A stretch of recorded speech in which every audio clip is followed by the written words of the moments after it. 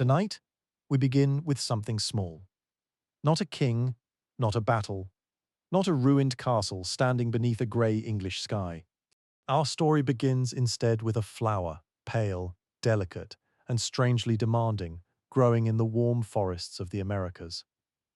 It is the story of vanilla. Today, vanilla seems almost invisible. It waits quietly in cakes, custards, biscuits, perfumes, candles, medicines, and bowls of ice cream. It is so familiar that its very name has come to mean ordinary, plain, safe, the flavor chosen when no other flavor seems necessary. And yet there is almost nothing ordinary about it. Vanilla comes from an orchid. Its flowers open only briefly. Its natural pollination depends upon a very particular relationship between plant, insect, climate, and place. Its pods must be harvested and then carefully cured for months before they develop the dark, warm fragrance we recognize.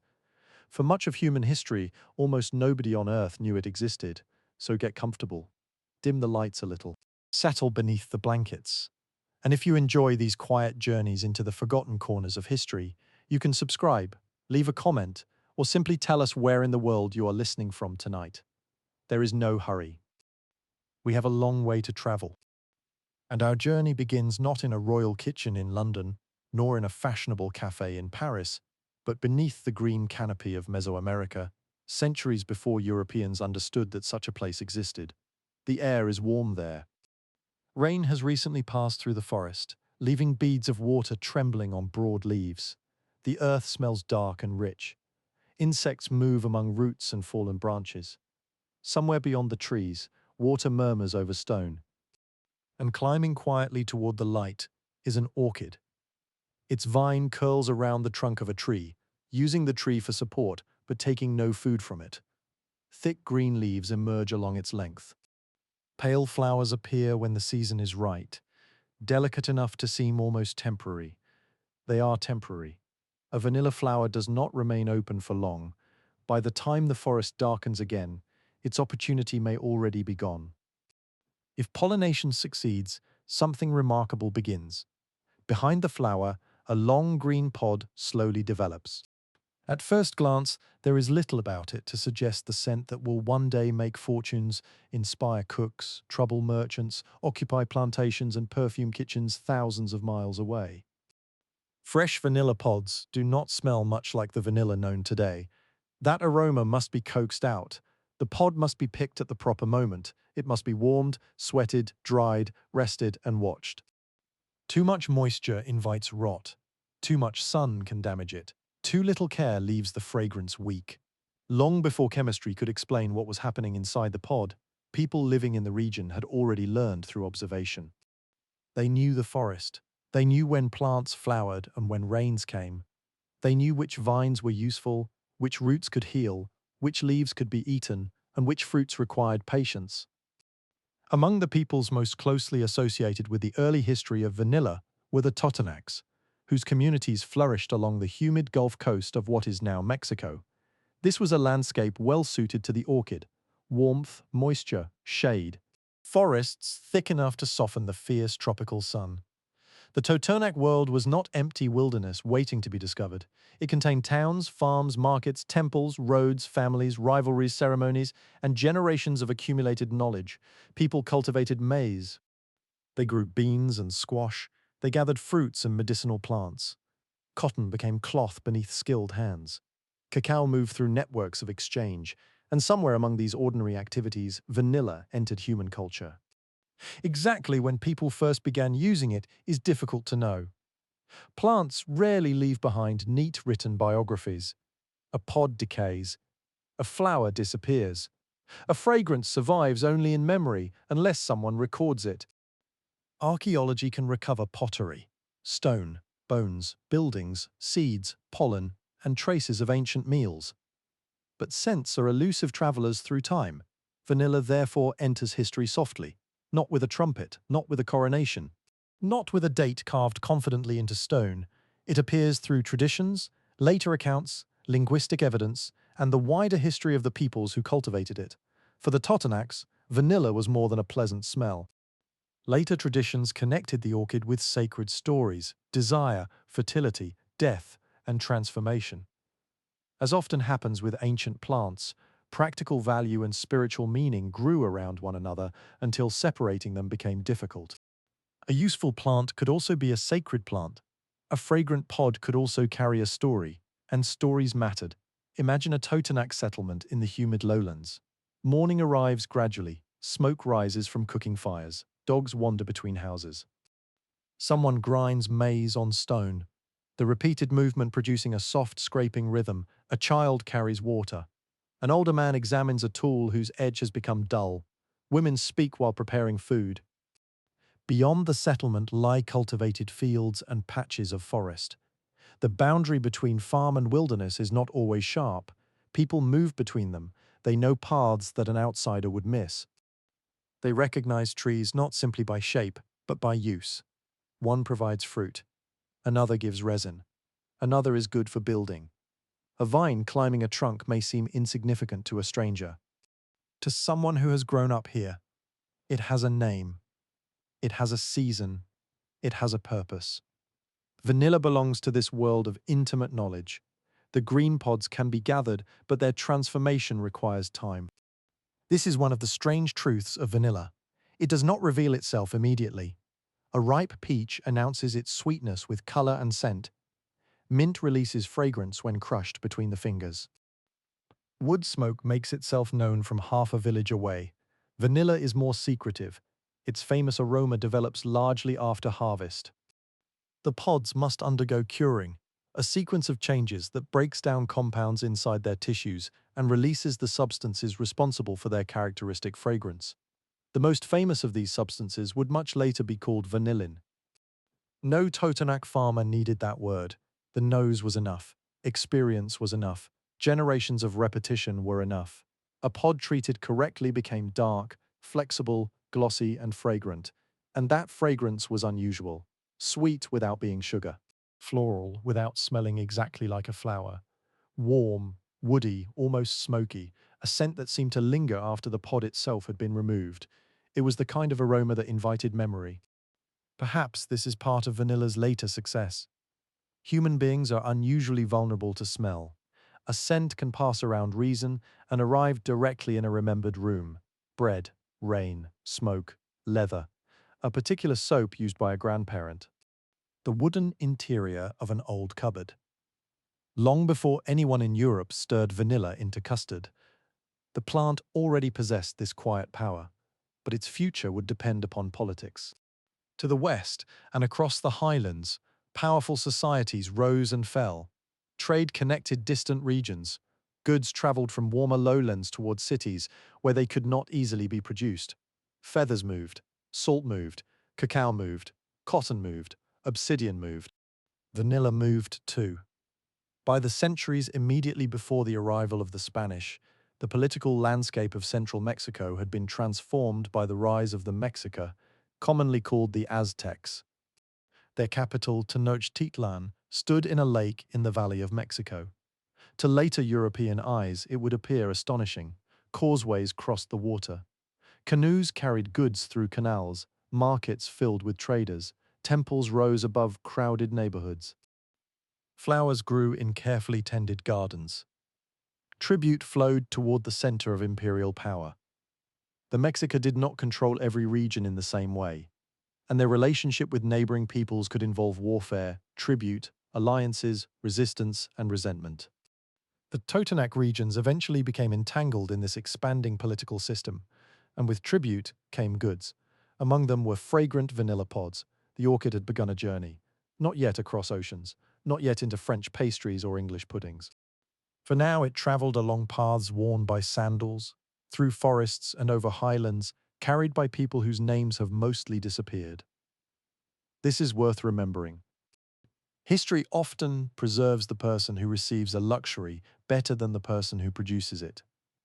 A ruler's feast may be described. The farmer who grew the ingredient is forgotten. A merchant's cargo may be counted. The hands that harvested it vanish. Vanilla's history is full of such invisible labor. Every dark pod represents attention. Someone must find or cultivate the vine. Someone must watch the flower. Someone must gather the pod. Someone must cure it. Someone must protect it from damp, theft, insects, and spoilage. Centuries later, those demands would make vanilla one of the world's most expensive spices. But even here, before global plantations and international markets, its value was already rooted in difficulty. The orchid was generous only under particular conditions, and it was stubborn, very stubborn. This stubbornness would eventually become one of the most important facts in the entire history of flavor. When Europeans later carried vanilla vines away from Mexico, the plants grew, they produced leaves, they climbed, they flowered, and then, frustratingly, they produced almost no pods. For years, growers would stare at healthy orchids that refused to give them the crop they wanted. The reason lay hidden inside the flower itself. But that problem belongs to another shore, another century, and a boy whose name deserves to be remembered. For now, the orchid remains in its native world. The evening settles over the Gulf Coast. Bird calls fade. Cooking fires burn lower. The forest becomes a wall of shadow beyond the houses. Somewhere in that darkness, a vanilla vine curls around a tree exactly as its ancestors have done for ages. No one looking at it could know what is coming. Spanish ships have not yet appeared on the horizon. European confectioners have never smelled the cured pod. There are no vanilla milkshakes, no vanilla candles, no rows of pale ice cream beneath glass. There is only a plant, a people who understand it, and a fragrance waiting for history to carry it farther. That may be the first quiet irony of vanilla. The flavor that would eventually become a synonym for plainness began as something rare, local, demanding, and deeply connected to one small corner of the world. Nothing about it was plain, and its journey had barely begun. The vanilla vine remains in the darkness. Morning will come, as it always does, slowly warming the damp earth beneath the trees. Smoke will rise again from cooking fires. Feet will follow familiar paths between houses and fields. Somewhere, a farmer will pass beneath a tree and glance upward at the thick green leaves of an orchid climbing toward the light. To modern eyes, this might seem like the beginning of an industry. To the people living there, it is simply part of life. The Totonac communities of the Gulf Coast inhabit a world shaped by heat, rain, fertile soil, and the endless conversation between cultivated land and forest. Their settlements lie in a region where tropical plants flourish. Rivers descend toward the Gulf of Mexico. Heavy summer rains feed the vegetation. The air can feel thick enough to hold in the hand. This is the country in which vanilla belongs. And belonging matters. Much later, merchants will behave as though vanilla is simply an object that can be moved from one patch of earth to another. They will carry cuttings across oceans. They will plant vines on distant islands. They will build estates, calculate profits, and wonder impatiently why healthy flowers refuse to produce pods. But the orchid is not merely a crop. It is part of an ecological relationship. Its success depends upon climate, shade, moisture, timing, and pollination. In its native region, these relationships developed long before human beings began paying attention to them. The forest already knew how to make vanilla. People learned by watching.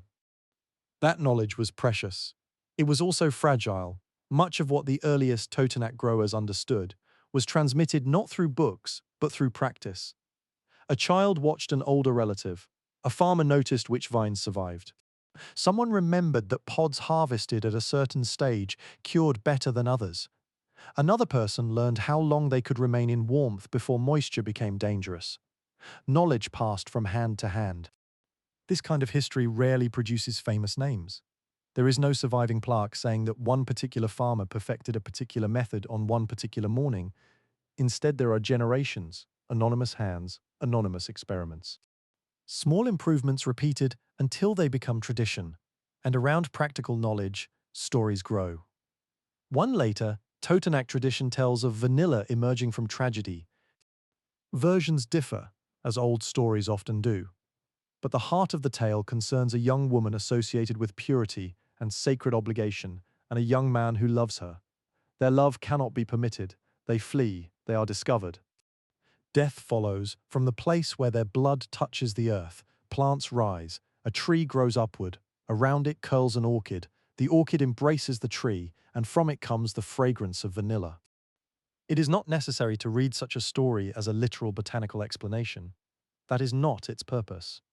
It tells something more human. The vine climbs because love clings. The fragrance remains because memory remains.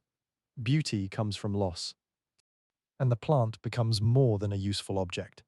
It becomes a carrier of meaning. In many societies, valuable plants gather legends around themselves. Grain becomes tied to gods of harvest. Wine acquires ceremonies. Olive trees become symbols of peace and endurance. Flowers become associated with marriage, mourning, royalty, or death. Vanilla, too, enters that older human habit of turning plants into stories. Perhaps that should not surprise anyone. Its scent is unusually intimate. It does not strike like pepper on the tongue. It does not burn like mustard. It does not announce itself with the sharpness of vinegar. Vanilla lingers. It softens. It seems to warm whatever surrounds it. And in the humid lands where it grows, its cured pods become valuable enough to travel. Trade routes connect communities long before European ships arrive. A trader does not need a map printed on paper to understand distance. He knows the road by experience. He knows where water can be found. He knows where strangers may demand payment, where markets gather, where mountains slow travel, and where certain goods command a better exchange. The journey from the Gulf Coast toward the highlands is not an easy stroll. The land rises, the climate changes, loads must be carried, rain can turn paths into mud. Heat exhausts the body in the lowlands, while higher elevations bring cooler air. Yet goods move because people want what their own landscapes cannot provide. This is one of the oldest engines of commerce. A place has salt but little cacao. Another has cotton but lacks obsidian. One valley grows something that another valley cannot. Desire fills the distance between them. Vanilla becomes part of that movement. By the time Mexica power expands into regions connected with vanilla production, fragrant pods can enter systems of tribute and elite consumption. Tribute is a simple word for something that can feel very complicated when one is the person required to provide it. For rulers, tribute is administration. For scribes, it is a quantity. For the household producing the goods, it may mean labor. The Mexica Empire depends partly upon extracting valued products from subjected regions: cloth, food, feathers, cacao, military equipment, precious materials, and other goods move toward the political center. Vanilla is among the luxuries associated with these networks. Eventually, the pods reach a city unlike anything in their native forest. Tenochtitlan rises from the waters of Lake Texcoco. Approaching it must have been extraordinary. Long causeways stretch toward the island city. Canoes cross the lake. Buildings cluster along canals. Temples dominate the skyline. Markets pulse with conversation and exchange. The city is orderly in ways that later European observers will find surprising. There are specialists, merchants, priests, soldiers, craft workers, farmers moving produce from the remarkable cultivated plots known as chinampas. Flowers are everywhere in elite culture, so are fragrances. The Mexica world values scent. Flowers, incense, cacao, spices, and aromatic plants carry social and ceremonial meaning. Vanilla enters naturally into such a culture. Its most famous partnership is with cacao. Long before chocolate becomes a sweet European confection wrapped in paper, cacao is consumed in Mesoamerica in forms that would seem unfamiliar to many modern chocolate lovers. It can be bitter, it can be spiced, it can be frothed. It can carry chili and other flavorings. It can be associated with status, ritual, hospitality, and wealth. Vanilla becomes one of the aromatics that can accompany cacao preparations. Imagine the preparation. Cacao has been processed and ground. Water is added. The mixture may be poured from one vessel to another to create foam. Aromatic ingredients enter according to taste, purpose, and availability. There is no neat modern recipe card, no standardized spoon resting beside the bowl. The drink belongs to another culinary world. Its flavors can be dark, bitter, floral, spicy, earthy. Into that complexity comes vanilla. It does not dominate. It rounds, it perfumes. It remains after the drink has left the mouth. This partnership between cacao and vanilla will become enormously important. In fact, when Europeans first encounter vanilla, they will not immediately imagine it as the independent flavor that later generations know. They will meet it largely through chocolate. Vanilla will arrive in Europe almost as a companion, a supporting character, the quiet fragrance standing beside the more dramatic cacao bean. Only later will cooks begin to ask a deceptively simple question. What happens if vanilla is used without chocolate? That question will change desserts forever, but before it can be asked in European kitchens, the ingredients must cross an ocean, and before that crossing comes conquest. For generations, the people of the Gulf Coast live under pressures created by larger powers. The Mexica demand tribute from subjected regions, and resentment grows in places where imperial demands are heavy. Then unfamiliar strangers arrive. They come from the east. Their appearance is startling. Their animals are unfamiliar. Their metal weapons shine. Their clothing, faces, language, religion, and habits belong to a world that local people have never seen. These are Spaniards. And they do not arrive alone. They bring interpreters, ambitions, rivalries, diseases, weapons, legal claims, religious convictions, and a hunger for wealth. They also enter a political landscape already filled with conflict. The old simplified story sometimes describes a tiny band of Europeans conquering a vast empire almost by themselves. The reality is more tangled. Indigenous alliances are crucial. Peoples who resent Mexica rules see possibilities in the arrival of the Spaniards. Some cooperate, some resist, some change sides. Decisions are made under uncertainty because no one can see the full consequences. Among the peoples who become important allies of the Spaniards are Totonac communities. It is one of history's bitter patterns. A group may help defeat one power without knowing that another, even more disruptive power is taking its place. The people making choices in that moment do not possess the ending of the story. They possess only the present. A demand for tribute, a local enemy, a foreign force, a possible advantage, a danger that cannot yet be measured. And while armies move, alliances form, messengers hurry between leaders, and disease begins its terrible work, ordinary life continues wherever it can. Maize still has to be ground, water still has to be carried, children still become hungry, roofs still leak, fields still need attention, vanilla vines still climb trees. This contrast is worth lingering over. Historical change often feels dramatic. When viewed from centuries away, dates stand out sharply. Empires fall in a paragraph. Conquests occupy a chapter, but most people experience history while doing ordinary things. Someone is cooking when news arrives. Someone is repairing a sandal. Someone is ill. Someone is flirting. Someone is worrying about rain. Someone is checking whether a green vanilla pod is ready. Then the world changes around them. The conquest of central Mexico transforms political and economic life. It also begins a vast exchange of plants, animals, diseases, foods, technologies, and people between continents. Maize travels outward, tomatoes travel outward, cacao travels outward, chili peppers travel outward. Potatoes from farther south will reshape diets across continents. From the other direction come wheat, cattle, horses, pigs, sugarcane, and many other organisms that alter American landscapes. Vanilla joins the west to east movement. At first, however, it remains obscure.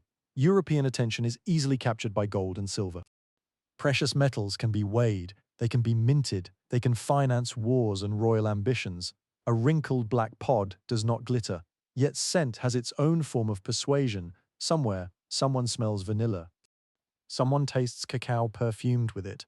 Someone decides that the pods are worth carrying, and eventually they begin the long journey from humid American forests toward European tables. The route is astonishing when considered from the perspective of the plant. A vanilla orchid evolved in the tropical Americas. Its pod is harvested by people whose ancestors have known the landscape for generations. It travels through indigenous trade and tribute systems. Then European conquest captures the roots around it. The pod reaches a port, it enters a ship. The ship leaves the coast, and the world becomes water. For sailors, an Atlantic crossing in the age of sail is not romantic. Ships smell of damp timber, sweat, bilge water, smoke rope, animals, and stored food. Space is cramped. Fresh water becomes stale. Food spoils. Storms can scatter fleets. Disease moves easily through crowded bodies. Rats find opportunities everywhere. A passenger who begins the voyage admiring the sea may become thoroughly tired of it before land returns. Cargo waits in darkness below deck. Among barrels, chests, sacks, and other goods may rest products whose futures nobody can predict. Cacao. Dyes, medicinal plants, spices, vanilla. A pod from the forest now crosses an ocean its growers may never have imagined. Eventually, European land appears. Ports receive goods from territories that Europeans are only beginning to understand. Merchants inspect cargo. Apothecaries experiment. Cooks observe. Courtiers develop tastes. New words enter old languages. The Totonac name associated with vanilla will not become the word most of the world eventually uses. The European term develops through Spanish. The pod's shape encourages comparison with a small sheath or little pod, and from this linguistic path comes the word that will travel almost as widely as the flavor itself: vanilla, a soft word for a complicated history. By now, the original forest seems very far away, yet every pod still carries that forest within it. The climate, the orchid, the old knowledge of curing, the human labor, the ecological mystery of pollination. Europe can import the finished pods. What Europe cannot yet easily do is reproduce the entire living system that created them. That distinction will matter enormously. For a time, Mexico retains something close to a natural monopoly over vanilla production. Europeans can move the vine, they can admire it, they can plant it in other tropical colonies. But producing the fragrant pods is another matter. The orchid has a secret, and it will keep that secret remarkably well. For now, though, the first chapter of vanilla's journey closes beside the Atlantic. Behind it lie the forests of the Totonac world, where the plant was known before European cooks gave it fashionable names.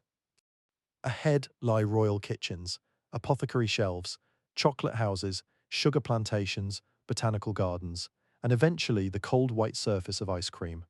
There is a quiet injustice in this journey. The farther vanilla travels, the more famous it becomes. And the more famous it becomes, the easier it is for the people who first understood it to disappear from the popular story. The pod survives, the fragrance survives, the knowledge travels, the names of countless growers do not. So before following vanilla across the ocean, it is worth leaving the Gulf Coast slowly. The evening rain begins again. Drops strike leaves above the forest floor. A vine curls around the rough bark of a tree. Its pale flower will open briefly when its moment comes. Somewhere nearby, people who know this plant by experience rather than chemistry continue the patient work that makes its fragrance possible. They cannot know that centuries later, children in London will taste vanilla in ice cream. They cannot know that bakers from York to Edinburgh will pour vanilla into sweet mixtures. They cannot know that perfumers will bottle its scent, that factories will imitate its chemistry, or that the word itself will eventually become a strange synonym for anything considered safe and ordinary. They know only the orchid. Perhaps that is enough. Because before vanilla became the world's favorite background flavor, before it entered cakes and custards and bottles on pantry shelves, it belonged to a particular place. And like so many things the modern world calls ordinary, its beginning was anything but ordinary. Let us leave the rain-darkened forests behind and follow the fragrance toward another world, toward stone palaces, bitter chocolate, Spanish ships, and the first European noses to discover that one small black pod could make sweetness linger.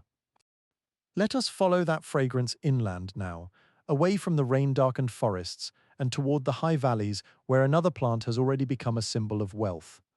The plant is cacao. And without cacao, vanilla might have entered European history very differently. The road rises gradually from the warm Gulf lowlands. Tropical heaviness begins to loosen its grip. The vegetation changes, mountains interrupt the horizon. Travelers carrying goods move along routes that have existed for generations, passing through villages where languages, clothing, foods, and customs shift as the landscape changes. Among their burdens are cacao beans and vanilla pods. Neither looks especially impressive. That is one of the recurring jokes of history. Objects capable of inspiring enormous desire often begin in remarkably humble forms.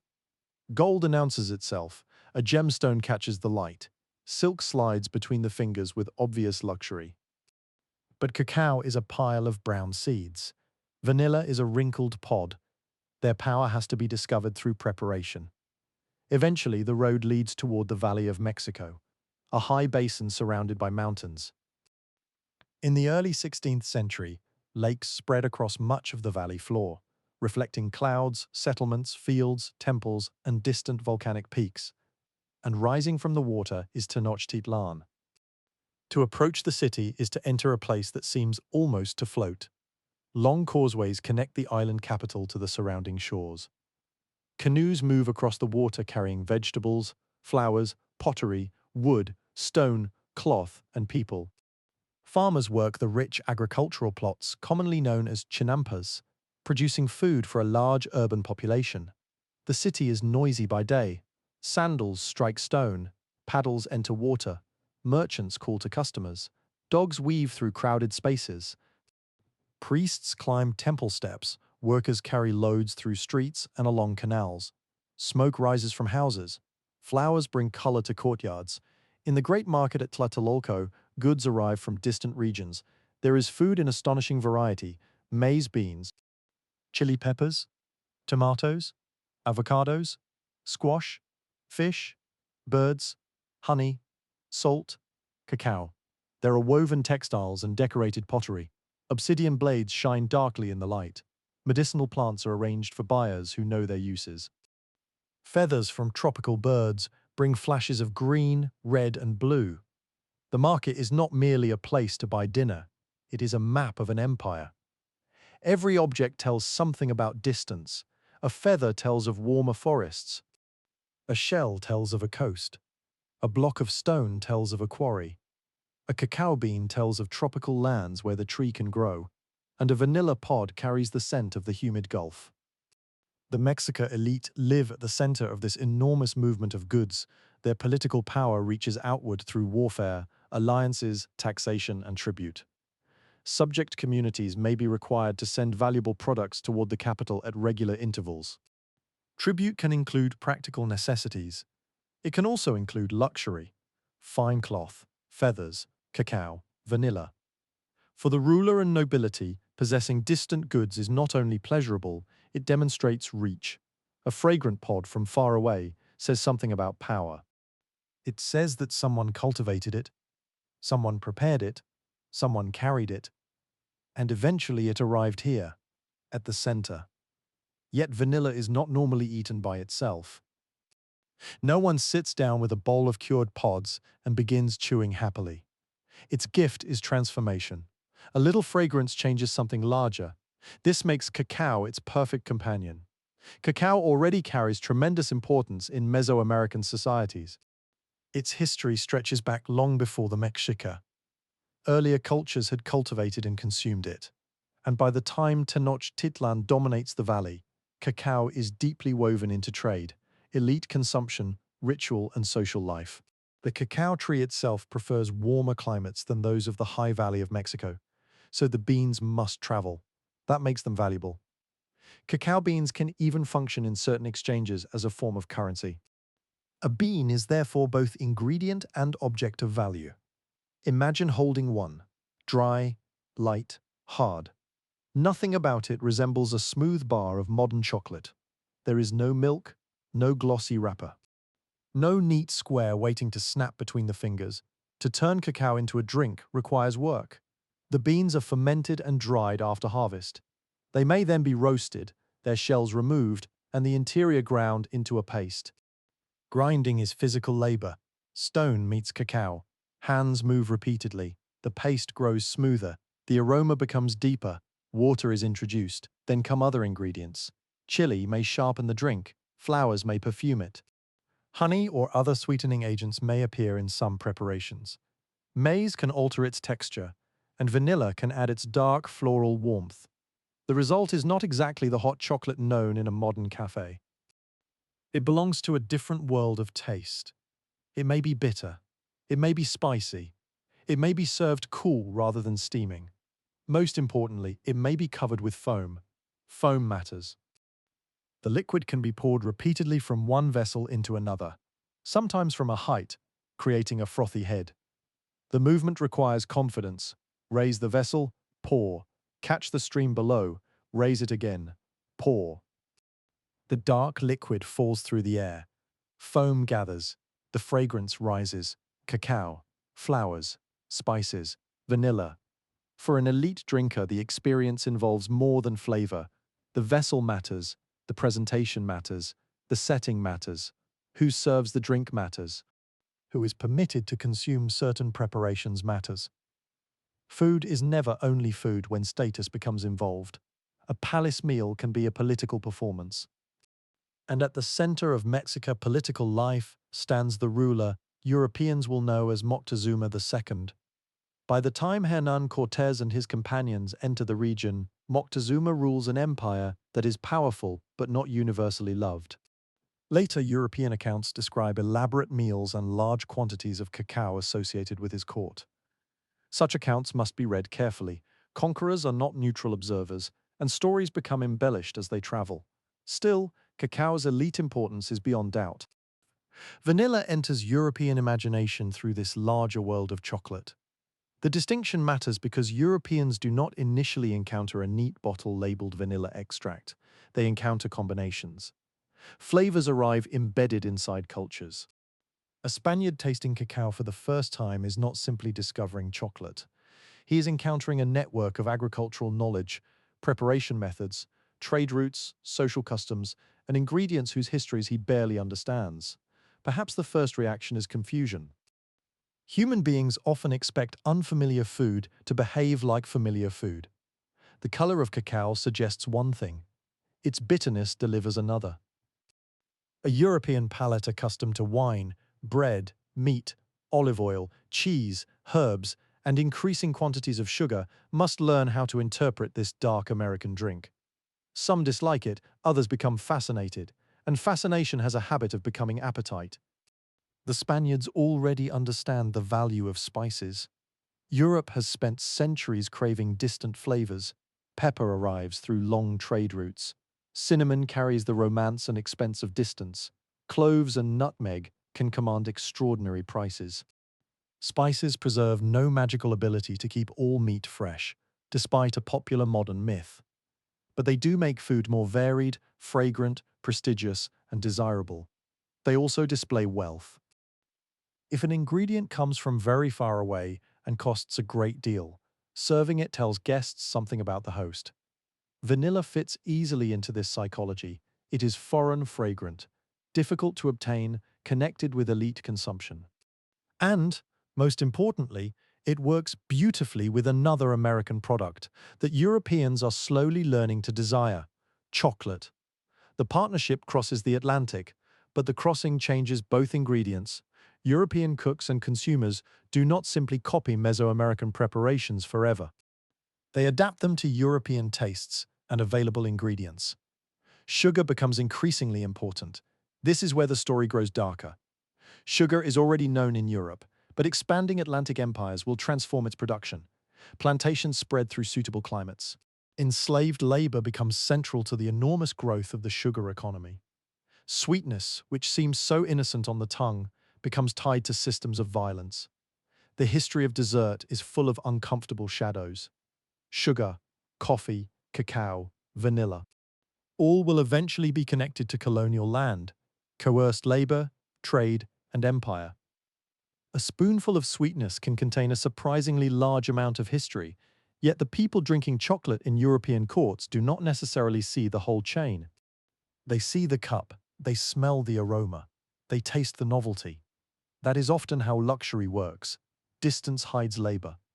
The farther an ingredient travels, the easier it becomes to forget the hands behind it. Back in the Valley of Mexico, meanwhile, the old political world is beginning to fracture. Spanish ambitions collide with indigenous rivalries. Cortés does not march through an empty country. He enters a densely populated political landscape. Some communities resist him. Others ally with him against the Mexica. The Tlaxcalans become particularly important allies. Totonac support also matters in the early stages of the campaign. Then comes disease. Smallpox moves through populations with no previous exposure to it. Its effects are catastrophic. People fall ill in enormous numbers. Families lose parents and children. Political structures weaken. Knowledge disappears with the dead. Fields can be neglected because the people who should work them are sick. The conquest cannot be understood simply as a contest of swords and armor. Disease changes the balance in ways no commander could fully control. Tenochtitlan eventually falls. The city of canals and temples is devastated. Buildings are destroyed. Bodies lie where markets once operated.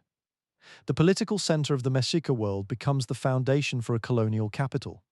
Mexico City rises over and among the remains, but tastes do not vanish as easily as governments. People continue eating maize, they continue using chili, they continue preparing cacao. Indigenous women, cooks, farmers, traders, and craftspeople preserve knowledge even as colonial society tries to reorganize their world. Spanish and indigenous culinary traditions begin to interact. Sometimes the exchange is voluntary, sometimes it is forced. Often it is simply practical. People cook with what exists around them. New animals enter kitchens, old ingredients meet new ones. Wheat meets American foods, European livestock alters diets. Sugar meets cacao, and vanilla remains nearby, fragrant and patient.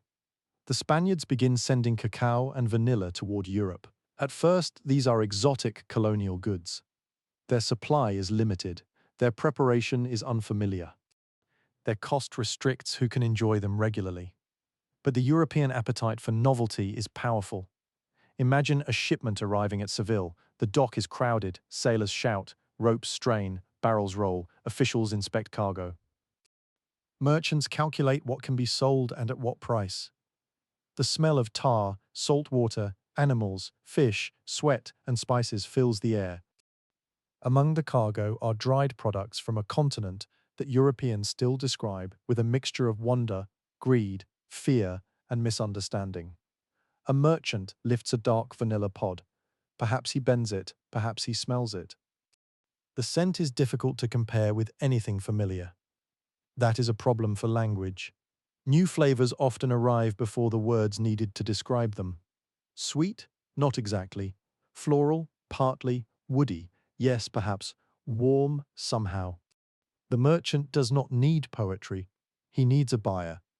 And buyers can be found among apothecaries, wealthy households, and people fascinated by chocolate. The pod moves again, from port to warehouse, from warehouse to merchant, from merchant to kitchen. A cook opens a container. The smell escapes. For the first time, perhaps, vanilla enters a European room. The walls may be stone. The air may be cool. Rain may strike a window. A fire burns nearby. This climate is utterly foreign to the orchid that produced the pod, yet its fragrance survives. That is vanilla's great advantage. The living plant is difficult. The cured pod travels well enough to become a commodity. It carries the memory of the tropics into colder rooms. Soon it begins appearing in chocolate preparations made for European elites. And European chocolate changes. Sugar softens the bitterness. Spices are adjusted. The drink becomes warmer, sweeter, and increasingly suited to local tastes. Vanilla fits beautifully. It rounds the cacao, it makes the aroma feel fuller. It leaves a gentle sweetness in the nose, even before sugar touches the tongue. The combination is persuasive. Chocolate houses will eventually become fashionable meeting places. Courts will develop elaborate habits around the drink. Physicians will debate its effects. Clergy will argue about whether consuming chocolate interferes with religious fasting. Writers will praise it. Others will warn against excess. And somewhere inside all this noise, vanilla continues doing what it has always done, quietly improving the company around it. This may be why vanilla's own fame develops slowly. Chocolate is dramatic. Chocolate is dark. Chocolate is visibly different from familiar European drinks. Vanilla disappears into it. A person may love what vanilla contributes without thinking much about vanilla itself. It is the invisible musician in the corner of the room. Remove it, and something feels missing. Leave it there, and the larger performance seems richer. For a long while, that role is enough, but eventually, someone will allow vanilla to step away from chocolate. European cooks will begin pairing it with sugar, cream, eggs, and milk. Then something surprising will happen. The supporting flavor will become the star. Custards will carry it, creams will carry it, ices will carry it. The pale color of these foods will create an association so powerful that centuries later people will imagine vanilla itself as white. Even though the cured pod is nearly black, the transformation is still ahead. For now, vanilla sits beside cacao, a dark pod beside a dark bean. Two plants from the Americas, two ingredients shaped by indigenous knowledge, two luxuries entering European society through conquest and trade. Outside the European kitchens experimenting with them, larger forces are moving. Ships cross the Atlantic with increasing frequency. Colonial administrations expand, sugar production grows. Merchants search for profit. Botanists become curious about useful foreign plants. If vanilla can be grown in Mexico, someone will inevitably ask whether it can be grown elsewhere. Why pay one region forever? Why depend upon one supply? Why not take the vine itself? It sounds simple. Take a cutting. Carry it to another tropical land. Put it in warm soil, give it shade, let it climb. Wait for flowers, then harvest the pods. The logic is perfectly reasonable, and it almost works. The vines survive, they grow, they flower. But the pods do not come. Season after season, the orchids bloom beautifully and then produce almost nothing. Gardeners become frustrated, planters become confused, botanists examine the flowers. Something is missing. Back in Mexico, the answer is hidden in the old relationship between orchid and environment. The Europeans have carried the plant. They have not carried its entire world. That mystery will last for generations. And when it is finally solved, the person who changes the history of vanilla will not be a famous European botanist sitting beneath shelves of leather-bound books. He will be a young enslaved boy on an island in the Indian Ocean. His hands will discover what empires could not. With one small movement of a flower, he will help turn vanilla from a Mexican rarity into a global crop. But before that moment arrives, vanilla must first seduce Europe, so we leave the waters of Lake Texcoco behind. We leave the canoes, the markets, the bitter cacao, the foam rising in decorated vessels. We follow a ship westward through the evening light, though westward eventually becomes eastward again across the round earth. Below deck, among cargo from the Americas, dark pods wait quietly in the shadows. Above them, canvas snaps in the wind. The Atlantic stretches toward the horizon. And somewhere beyond that horizon are European kitchens that do not yet know how much they are going to love the smell arriving at their door. The Atlantic does not care what is hidden inside the ship. It lifts the hull and drops it again. Day after day, the vessel moves through a landscape made almost entirely of water and sky. Sailors adjust ropes, canvas swells beneath the wind, timber creaks through the night. Salt dries on clothing and skin. Below deck, cargo waits in darkness. There are objects here that would have seemed impossible to many Europeans only a few generations earlier. Products from lands beyond an ocean that ancient European geographers had never properly imagined. Cacao, dyes, tobacco, medicinal plants, perhaps a few bundles of vanilla pods, dark and unimpressive until someone opens their wrapping and releases the fragrance trapped within. The pods have already traveled farther than almost anyone who cultivated them. Now they are going farther still. After weeks at sea, the familiar signs of Europe begin to return. Birds appear. The color of the water changes. Sailors watch the horizon more carefully. Then comes land. The ship approaches Spain. A harbor slowly gathers around it. Small boats move across the water. Bells sound from somewhere beyond the waterfront. Dock workers wait for cargo. Officials prepare to inspect what has arrived. Merchants think about prices before the ship has even been properly unloaded. Europe receives the treasures of empire, not with silence but with paperwork. Goods must be counted. Taxes must be considered. Ownership must be established. Someone must make money. This is how a forest orchid becomes a commodity. The vanilla pod passes from one pair of hands to another. A sailor may know it only as part of the cargo. A merchant knows what he paid. An apothecary wonders what properties it possesses. A cook wonders what it can improve. A wealthy customer wonders whether serving it will impress a guest. Everyone sees the same pod differently. And Europe in this period is particularly interested in unusual substances. Apothecaries keep shelves filled with dried roots, seeds, bark, flowers, resins, minerals, oils, and powders. Medicine is still shaped by old theories of the body, including ideas inherited from classical writers. Yet practical experience exists beside theory, and new materials arriving from overseas create both excitement and confusion. What is this plant good for? Does it warm the body? Does it aid digestion? Does it strengthen the heart? Does it encourage desire? Could it cure some mysterious complaint that ordinary remedies have failed to touch?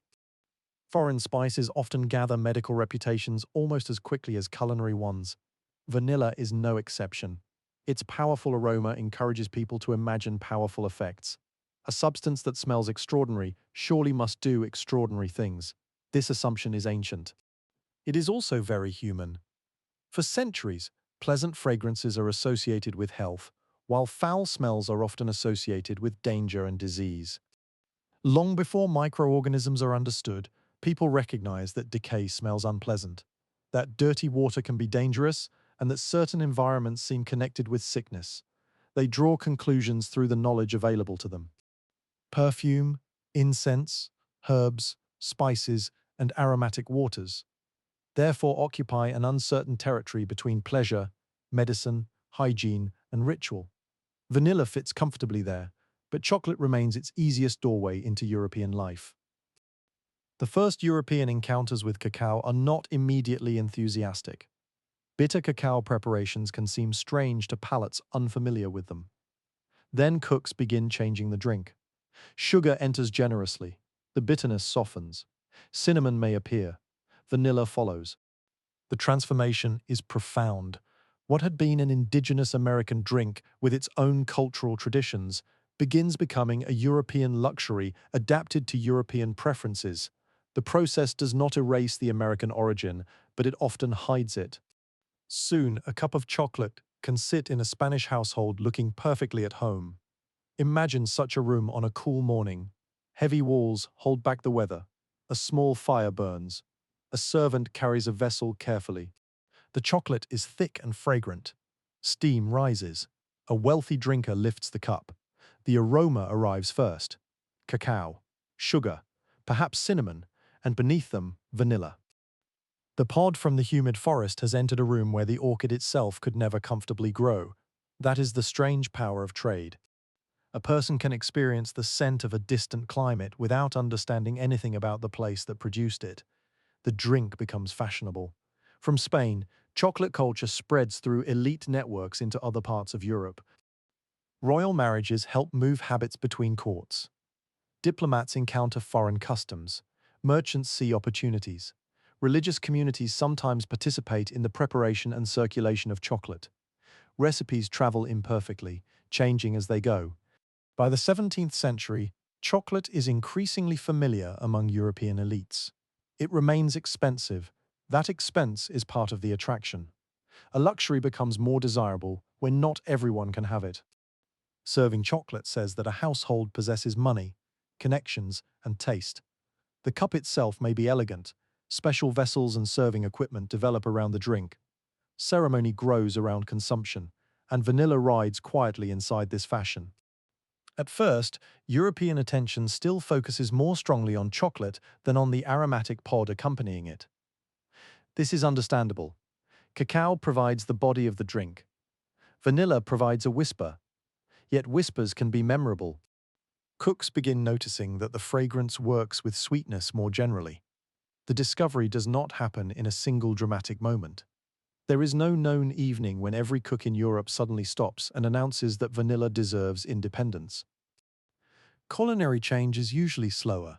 Someone experiments, someone tastes, someone repeats, a recipe passes from one kitchen to another. A wealthy household employs a cook who has worked somewhere else. A manuscript records a preparation. An ingredient once used for one purpose appears in another. Gradually, possibilities expand. Vanilla begins stepping away from cacao. This is easier because European elite cooking is already fascinated with sugar. Sugar itself has a long history. It does not begin in the Americas. Sugarcane has ancient roots in parts of Asia and moves westward through long networks of cultivation and exchange. By medieval times, Europeans know sugar, though it remains costly enough to be treated as both luxury and medicine. Later, Atlantic expansion changes the scale. Plantations spread, production increases, so does human suffering. Enslaved Africans are forced into brutal systems of labor that feed Europe's growing appetite for sweetness. The elegant dessert table and the plantation field belong to the same history, even when they are separated by an ocean. This is important when following vanilla. Vanilla will eventually seem gentle, comforting, domestic, the smell of cakes, the taste of childhood sweets, but its global rise takes place inside economic systems that are anything but gentle. The same empires, moving vanilla, also move silver, sugar, cacao, and human beings. The same ships that carry luxuries participate in a world structured by conquest and forced labor. History rarely allows a beloved flavor to remain entirely innocent. Still, inside the kitchen, the cook has immediate problems. Eggs must not curdle. Milk can scorch. Sugar is expensive. Fire is difficult to control. There is no neat dial for temperature. Cooking requires judgment. The cook listens, smells, touches, watches. A custard thickens slowly over heat. Too much heat and it becomes unpleasantly grainy. Too little and it remains thin. Into this pale mixture, vanilla can be introduced. Perhaps a pod is infused in liquid. Perhaps it is crushed or cut. The method varies, but something beautiful happens. Without cacao, vanilla becomes easier to notice. The fragrance no longer hides behind dark bitterness. Cream and milk provide a softer background. Eggs give richness.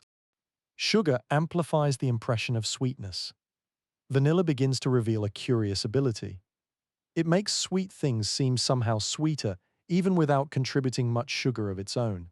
The nose changes the experience of the tongue. Modern chemistry will later explain part of this interaction through aromatic compounds and perception. The early cook needs no laboratory. The bowl is evidence enough. Taste it, something works. This is how ingredients earn survival, not through theory, through desire. Someone wants another spoonful. Vanilla also pairs beautifully with fruits. It can perfume creams. It can enter baked goods. It can flavor drinks. Its reputation slowly grows beyond chocolate. By the time it reaches fashionable kitchens farther north, it has become an ingredient worth discussing in its own right. France becomes especially important in the development of elaborate sweet cooking. French court culture places great value on presentation, refinement, novelty, and culinary skill. Professional cooks compete for wealthy patrons, recipes become more complex, dining becomes theatre, sugar work can become architecture. Creams, pastries, preserved fruits, and frozen preparations develop into increasingly sophisticated forms. Vanilla finds a welcoming home. England, too, develops an appetite for chocolate and exotic flavorings. London becomes a city where overseas commodities arrive in growing quantities. Coffee houses and chocolate houses create new spaces for consumption and conversation. A gentleman can drink something whose ingredients have traveled farther than he ever will. Perhaps rain is falling outside. Perhaps the street is muddy. Horse hooves strike the road. Smoke hangs above rooftops.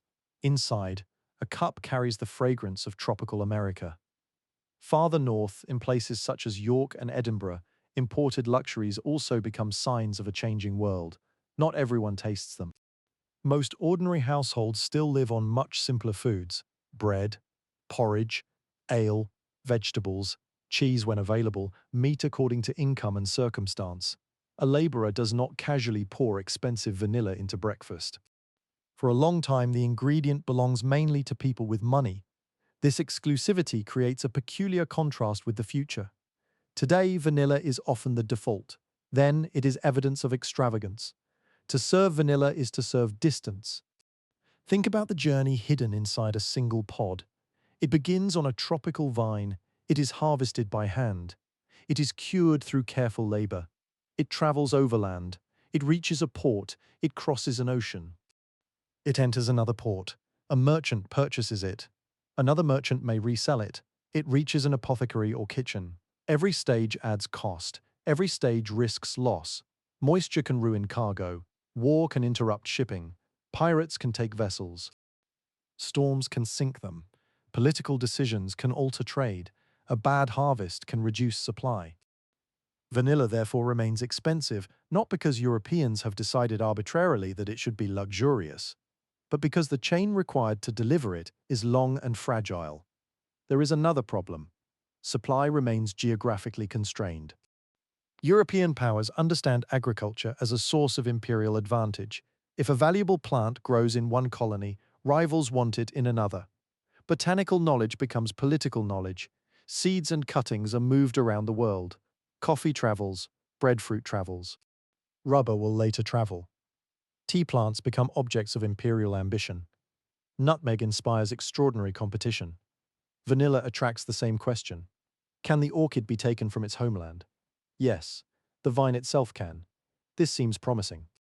European botanists and colonial growers eventually establish vanilla orchids in tropical regions far from Mexico. The vines look healthy, they climb supports, their leaves remain green, then flowering season arrives. A pale flower opens. The planter waits, the flower fades. No pod. Another flower opens. Again, no pod. Perhaps a few fruits appear under unusual circumstances, but nothing resembling a reliable crop. The vines are alive, the climate seems suitable, the flowers are present. Yet the valuable part refuses to form. It is as if the plant has agreed to emigrate but refuses to work. Growers become increasingly puzzled. They inspect the soil, they consider humidity, they study the vine. Perhaps the plant needs some particular treatment. Perhaps it is unhealthy in ways that are not visible. Perhaps the climate is almost right, but not quite. The real problem is smaller than they expect. It is hidden within the architecture of the flower. Vanilla flowers contain both male and female reproductive structures, but a thin membrane separates them in a way that prevents easy self-pollination. In the plant's native environment, pollination can occur naturally through local ecological relationships, though the exact details of natural vanilla pollination have long been discussed and studied. Outside its native range, reliable pollination is largely absent. The flower opens. Nothing transfers the pollen properly. The opportunity passes. The flower closes. The pod never develops. For an empire accustomed to moving plants around the world, this is infuriating. Land can be seized. Ships can cross oceans. Labor can be commanded. Botanical gardens can nurture rare specimens, but a tiny flower still has rules. And the flower does not care about imperial ambition. Years pass. Vanilla remains dependent upon production in Mexico. This gives growers there an advantage that geography and ecology have created together. European colonial powers would very much like to break that dependence. They will try. The solution when it comes will be almost absurdly simple. No expensive machine. No grand expedition. No secret chemical. A finger. A small piece of plant tissue. A careful movement performed at the right moment. That is all. But the discovery belongs to a later chapter. For now, Europe remains dependent on imported pods, and this limitation makes vanilla even more desirable. Scarcity feeds status. A wealthy household can afford to use an ingredient that poorer households rarely smell. Recipes calling for vanilla therefore carry a quiet message about class. The instructions may describe eggs, cream, sugar, and vanilla without pausing to say, "This is expensive, they do not need to." The reader knows. An old recipe can sometimes reveal wealth through what it takes for granted. A handful of sugar, several eggs, fine flour, spices from overseas, vanilla. To a wealthy reader, ingredients; to a poor household, a small fortune. Yet culinary fashions have a habit of moving downward when production expands. The aristocrat enjoys something first. The merchant imitates the aristocrat. The prosperous household imitates the merchant. Manufacturers eventually find ways to sell a cheaper version to everyone else. Vanilla will follow this path spectacularly, but first it needs abundance. Abundance requires cultivation outside Mexico. Cultivation requires pollination, and pollination is waiting for someone to notice what the flower has been hiding. Before that discovery, however, vanilla's European identity continues to develop. It becomes associated with refinement. Cookbooks record its use, confectioners value it, frozen desserts begin opening another door. Humans have enjoyed chilled foods and drinks in various forms for a very long time, but producing frozen desserts before mechanical refrigeration requires wealth, labor, ice, storage, and planning. Ice may be harvested in winter and preserved in insulated structures. In warmer places, snow can be brought from mountains. Salt can help create colder mixtures around containers. The process is cumbersome, which naturally makes the finished dessert fashionable. Luxury often begins with inconvenience. Imagine a warm evening at an elite table. Candles flicker, silver catches the light. Conversation moves lazily around the room. Then a servant arrives carrying something astonishingly cold, a frozen cream. The guests taste it. Milk and sugar melt on the tongue, and there, floating above the coldness, is vanilla. The combination seems almost inevitable once tasted. Cream gives vanilla a broad, gentle surface. Cold reduces some aromas, but vanilla remains recognizable. Sugar reinforces its comforting quality. The flavor feels rich without being aggressive. Chocolate demands attention. Citrus is bright. Spices can be sharp. Vanilla seems to settle into the food. It becomes part of the texture of sweetness itself. This is the beginning of a misunderstanding that will last for centuries. Because vanilla works so naturally with cream, people begin thinking of vanilla as pale, but the pod is dark. The cured bean can be browned so deep it appears nearly black. Scrape the interior and tiny dark seeds emerge. Nothing about the spice itself resembles a white scoop of ice cream. The whiteness belongs mostly to the ingredients surrounding it: milk, cream, sugar. Later, manufacturers will reinforce the association. Vanilla becomes visually plain even while its history remains exotic. There is something almost unfair about this. Cinnamon keeps the color of bark in the imagination. Chocolate remains brown. Like cacao, mint is represented as green. Strawberry becomes pink or red. Vanilla, the dark tropical orchid pod, somehow becomes white. The supporting ingredients steal its identity. Yet perhaps this also explains its success. Vanilla is unusually willing to disappear. It enhances without overwhelming. It can sit behind another flavor. It can stand alone. It can make chocolate feel deeper. It can make cream feel warmer. It can soften sharp fruit. It can perfume sugar. Cooks discover that removing vanilla from a familiar preparation may make the food seem strangely empty, even when the diner cannot identify why. That is a powerful culinary talent. And slowly across European kitchens, the former companion of cacao becomes something more. Vanilla becomes a flavor, its own flavor. Not merely an aromatic added to chocolate, not merely an apothecary curiosity from overseas, something worth choosing for itself.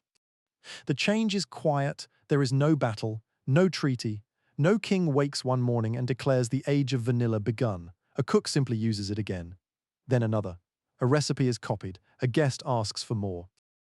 A child remembers the smell, and repetition does what conquest cannot. It makes the foreign familiar.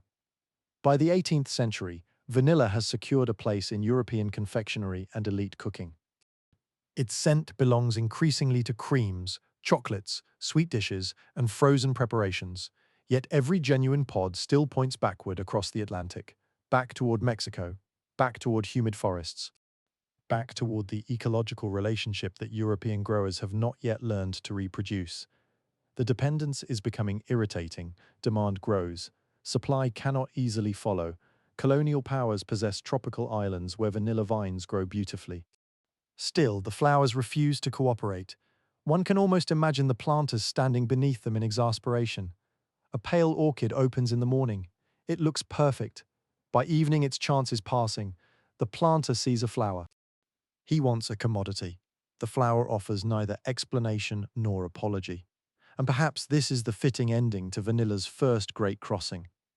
Europe has conquered territories, it has redirected trade, it has carried plants across oceans. It has transformed cacao with sugar and made vanilla fashionable in rooms thousands of miles from its native forest. Yet one tiny botanical barrier remains beyond its control. The empire can move the orchid. It cannot persuade the orchid to make a pod. Not yet. So the story waits. The flower opens. Morning light reaches its pale petals. Somewhere far from Mexico, on an island surrounded by warm ocean, another generation will eventually look closely enough to understand. And when that happens, vanilla will escape the limits of its birthplace. Prices will change, plantations will spread. New regions will dominate production. The fragrance, once carried in small quantities across the Atlantic, will begin moving through the world on a completely different scale. But the person at the center of that transformation will receive very little of the wealth his discovery creates. His name is Edmond. He is a child. He is enslaved. And one morning, with a vanilla flower between his fingers, he will perform a gesture so small that it would be easy to miss. The world of vanilla will never be the same afterward. For now, let the European kitchen grow quiet. The fire has burned low. A chocolate pot rests beside the hearth. On a wooden table lies a dark vanilla pod. Cut open after traveling from a forest on the other side of the world, its fragrance remains in the room. Sweet, woody, floral, warm. A scent once known intimately in the lands where the orchid grew has crossed an ocean and entered the language of European luxury. Soon it will leave the palace. Eventually it will reach the ordinary kitchen. And much later it will become so common that people will forget how astonishing it once was. That may be vanilla's strangest achievement. It did not merely become desirable, it became familiar enough to be overlooked. We drift onward now, away from the salt-stained docks and into quieter rooms, where vanilla begins a second transformation. Outside, Europe is cold. Rain darkens the streets of London. Winter settles over York. Chimney smoke hangs above rooftops. In Edinburgh, wind moves through narrow streets and presses against stone walls across the Channel. Kitchens in France glow with the orange light of charcoal and wood fires. Vanilla belongs naturally to none of these places. The orchid would suffer here. A vine left outdoors through a northern winter would not become a thriving plantation. Frost would finish the experiment quickly, yet the pod flourishes where the plant cannot. It waits in cupboards. It lies wrapped in paper or cloth. It appears in the inventories of merchants and apothecaries. It enters kitchens where cooks have never seen a living vanilla orchid. This separation between plant and flavor changes the European imagination. To the person using vanilla in Paris or London, the spice is not necessarily connected with a pale tropical flower climbing a tree. It is a dark, fragrant object from somewhere far away. Its origin becomes vague. The distance itself adds glamour. The same is true of many imported luxuries. A person may know cinnamon as a brown curl of bark without ever seeing the tree. Cloves arrive as dried buds detached from their tropical branches.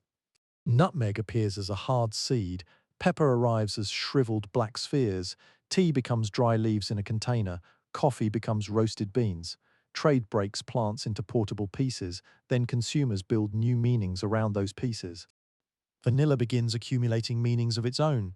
It is warming, refined, sensual, comforting, perhaps medicinal, certainly expensive, and useful enough that cooks continue reaching for it. In the apothecary's shop, the atmosphere is very different from a modern pharmacy. There are no bright electric lights, no rows of identical cardboard boxes, no printed instructions folded neatly inside packages. Instead, there are jars, drawers, bottles, bundles of dried plants, scales, mortars, pestles. The air carries layers of scent, herbs, alcohol, wax, dust, resins, spices, dried flowers. Perhaps something unpleasant from an animal preparation sitting farther back on a shelf. An apothecary works in a world where medicine and cooking overlap more than modern people might expect. Sugar can be medicinal. Spices can be medicinal.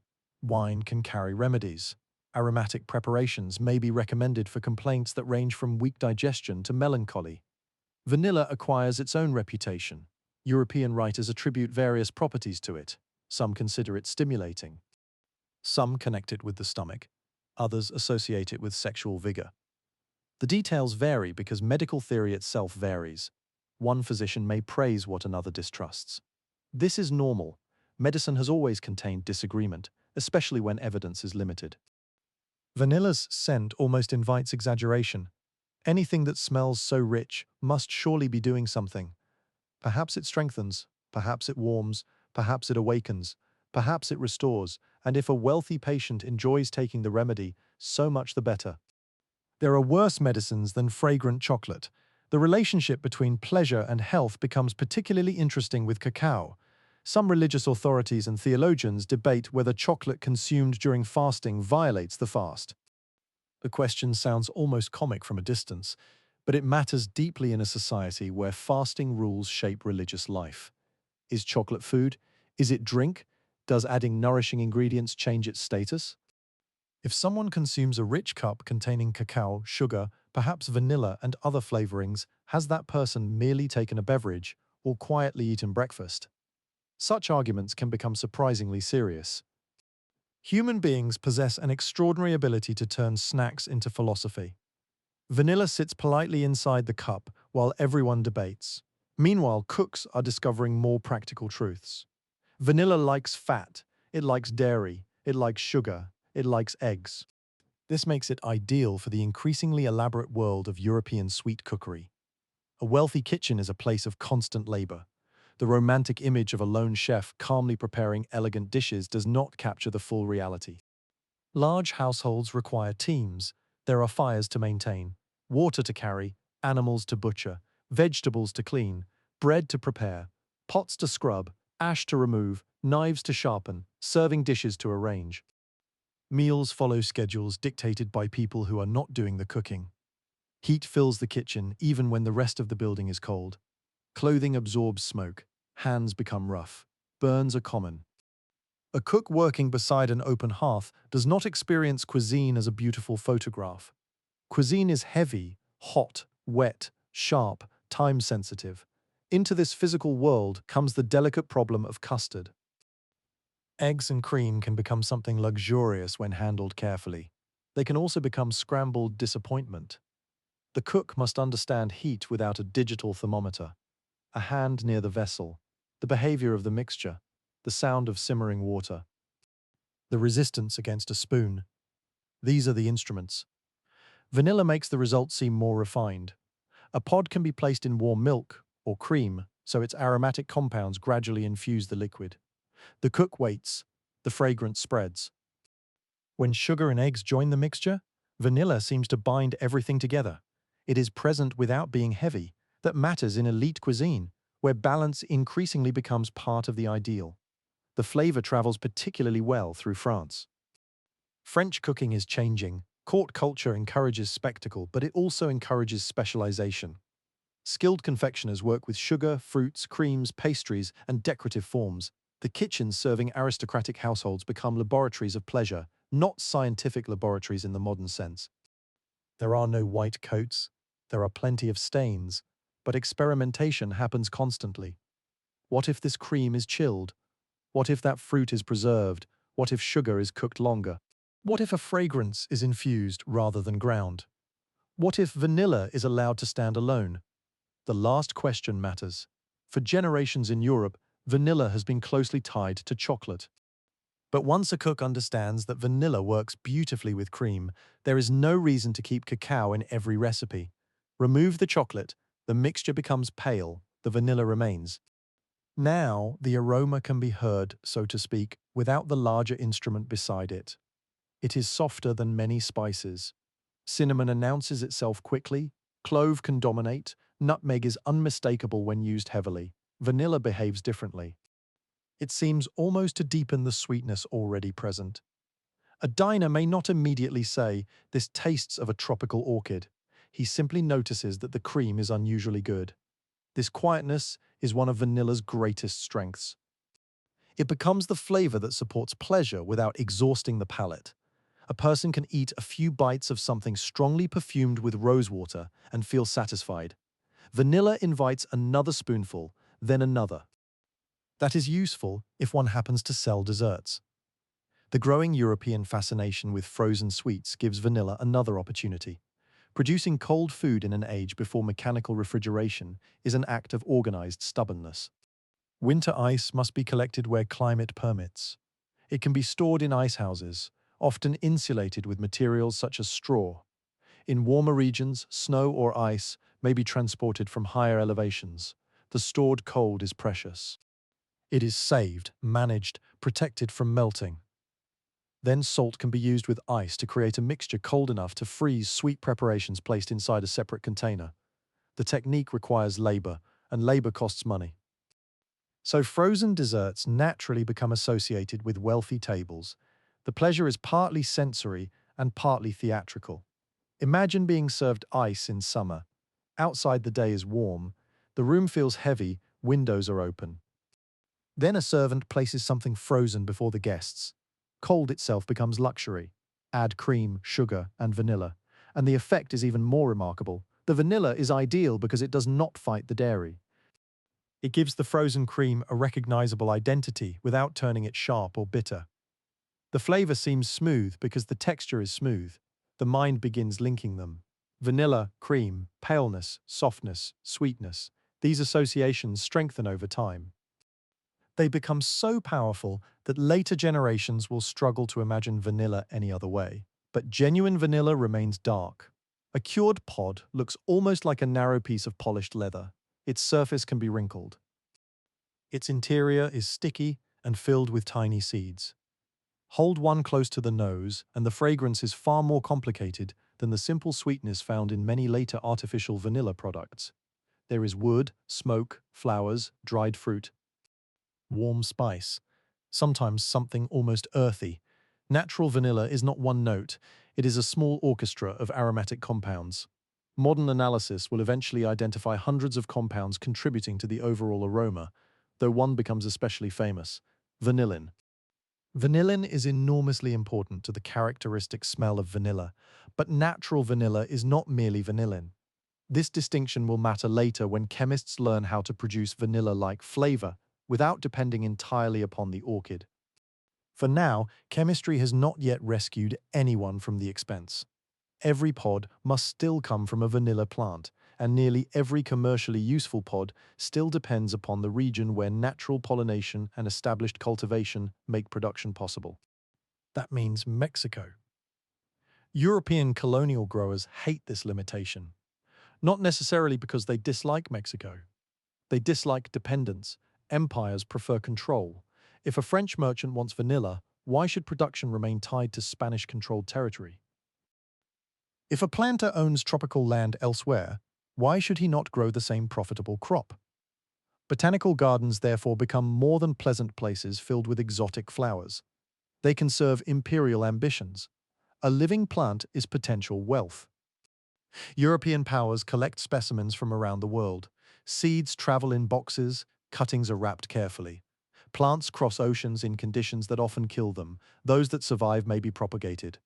Botanists exchange information. Colonial administrators imagine plantations. The dream is simple. Take valuable species and make them grow where your own empire can profit. Vanilla seems like an obvious candidate.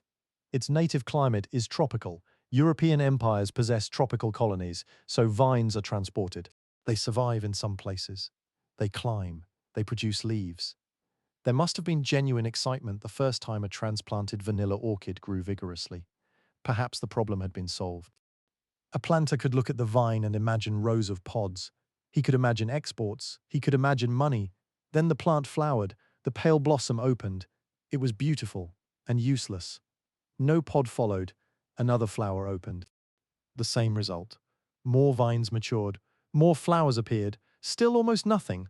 One can picture the confusion. The soil seems good. The air is warm. Rainfall is sufficient. The plant is obviously healthy enough to bloom. What more could it possibly want? The answer is pollination, but understanding that answer and turning it into a practical method are different things. The flower is constructed in a way that makes ordinary self-pollination difficult. A small barrier separates the relevant reproductive structures. In its native ecological setting, natural pollinators can overcome this problem. Far from that setting, the flower may open and close without fertilization. No fertilization, no pod, no vanilla crop. The entire imperial dream is stopped by a membrane inside a flower. There is something almost satisfying about this. Kings can issue orders, governors can command workers, ships can move cannons, merchants can finance voyages. But none of them can order an orchid to ignore its anatomy. The flower opens for a brief window, then it fades. The opportunity disappears. Vanilla remains stubbornly tied to its old homeland. Meanwhile, demand in Europe continues growing. The wealthy want chocolate. They want confectionery. They want perfumed creams. They want frozen sweets. Cooks discover more uses. Every new recipe increases the value of solving the cultivation problem, and every failed flower makes that solution more desirable. The story begins moving toward the Indian Ocean. French colonial interests have already established themselves on islands east of Madagascar. One of these islands will become central to vanilla's history. Today, it is called Réunion. It has carried other names. It is volcanic, mountainous, green and warm. Rain falls heavily in parts of the island. Slopes rise toward cloud-covered heights. Tropical plants flourish. Vanilla vines can grow there. That should be enough. It is not. The vines flower. The flowers fade. Planters wait for pods that do not appear. For years, the problem persists. Botanists experiment with hand-pollination, and knowledge of the flower's reproductive structure gradually develops. In Europe, researchers investigate the mystery. But a method that is scientifically understood is not automatically a method that plantation workers can use quickly, reliably, and economically across thousands of flowers. The practical solution must be simple, fast, repeatable, gentle enough not to damage the blossom, and easy to teach. The person who will demonstrate such a method does not arrive on the island as a celebrated scientist. He does not have a university education. He does not publish a grand botanical volume. He is born into slavery. His name is Edmond. As a child, he becomes familiar with plants while living in the household of a man interested in horticulture. He learns by looking. That phrase deserves attention, by looking. Before modern people had instant photographs of every flower, before instructional films, before botanical information could be summoned in seconds, practical knowledge often began with observation. Look at the plant, look again, notice what changes, notice what does not. Notice where the pollen sits. Notice the barrier. Notice what happens when it moves. Edmond will look closely enough, but his moment has not arrived yet. For now, Europe continues eating expensive vanilla. A wealthy family in London may enjoy it without knowing why the supply remains limited. A confectioner in Paris may open a container and complain about the price. An apothecary may weigh a small quantity carefully. A cook may scrape a pod because wasting even a little would be foolish. The ingredient is precious. And precious ingredients are treated differently. Nothing is casually thrown away. A used vanilla pod may still contain fragrance. It can be dried, placed in sugar, infused again. Every trace has value. This habit survives even today among cooks who understand real vanilla. A pod may flavor cream, then sugar, then perhaps another preparation. It gives slowly. That slowness suits its history. Vanilla has never been an impatient plant. The vine takes time to mature. The flower gives only a brief chance. The pod develops slowly. Curing takes patience. The aroma deepens gradually. And for centuries, humanity's relationship with vanilla develops in exactly the same way. Not through one sudden invention, through waiting, observation, movement, experiment, desire. A flavor once known within indigenous American societies becomes part of Mexican luxury, then part of Spanish chocolate, then part of European medicine and confectionery, then part of creams and frozen desserts. Each stage adds another layer of meaning, and yet production remains stubbornly narrow. The world wants more vanilla than the old system can easily provide. Somewhere on Réunion, the answer is approaching. The island evening comes early, beneath heavy clouds. Rain touches broad leaves. A vanilla vine climbs its support, its roots grip. Its thick leaves shine with moisture. A pale flower waits to open. Perhaps no one pays much attention to this particular bud. There have been many flowers before it. Most have disappointed the growers. But history is sometimes changed, not by an object being different, but by a person seeing an ordinary object differently. A child will approach the flower. He will understand that the barrier can be lifted. Pollen can be pressed into place. The blossom can be fertilized by hand. A few seconds of work, then, days later, the flower will not simply fall away. Behind it, a green pod will begin to swell. And suddenly, the geography of vanilla will change. The great irony is already waiting. European aristocrats have spent generations enjoying this rare flavor. Botanists have studied it. Colonial planters have wanted it. Merchants have profited from it. Yet one of the most important practical breakthroughs in the entire history of vanilla will come from someone who owns almost nothing, not even under the law of the society into which he is born, his own freedom. Before we meet him, however, there is one more room worth visiting. A kitchen late at night. The guests have gone. Candles are nearly finished. Plates wait to be washed. A servant gathers cups. On a work table beside eggshells and a dusting of sugar lies the empty skin of a vanilla pod. The cook picks it up. There is still fragrance in it, so it is not discarded. It is placed carefully into a jar of sugar. The lid closes. By morning, the sugar will already smell faintly of vanilla. By the following days, more of the fragrance will spread. Nothing wasted, nothing hurried. Outside, Europe sleeps. Across the sea, ships move through darkness, and thousands of miles away, on a green volcanic island in the Indian Ocean, vanilla flowers are preparing to open for another morning. The planters still think they are waiting for the plant to surrender its secret. In truth, they are waiting for Edmond. The jar of sugar sits quietly in the kitchen.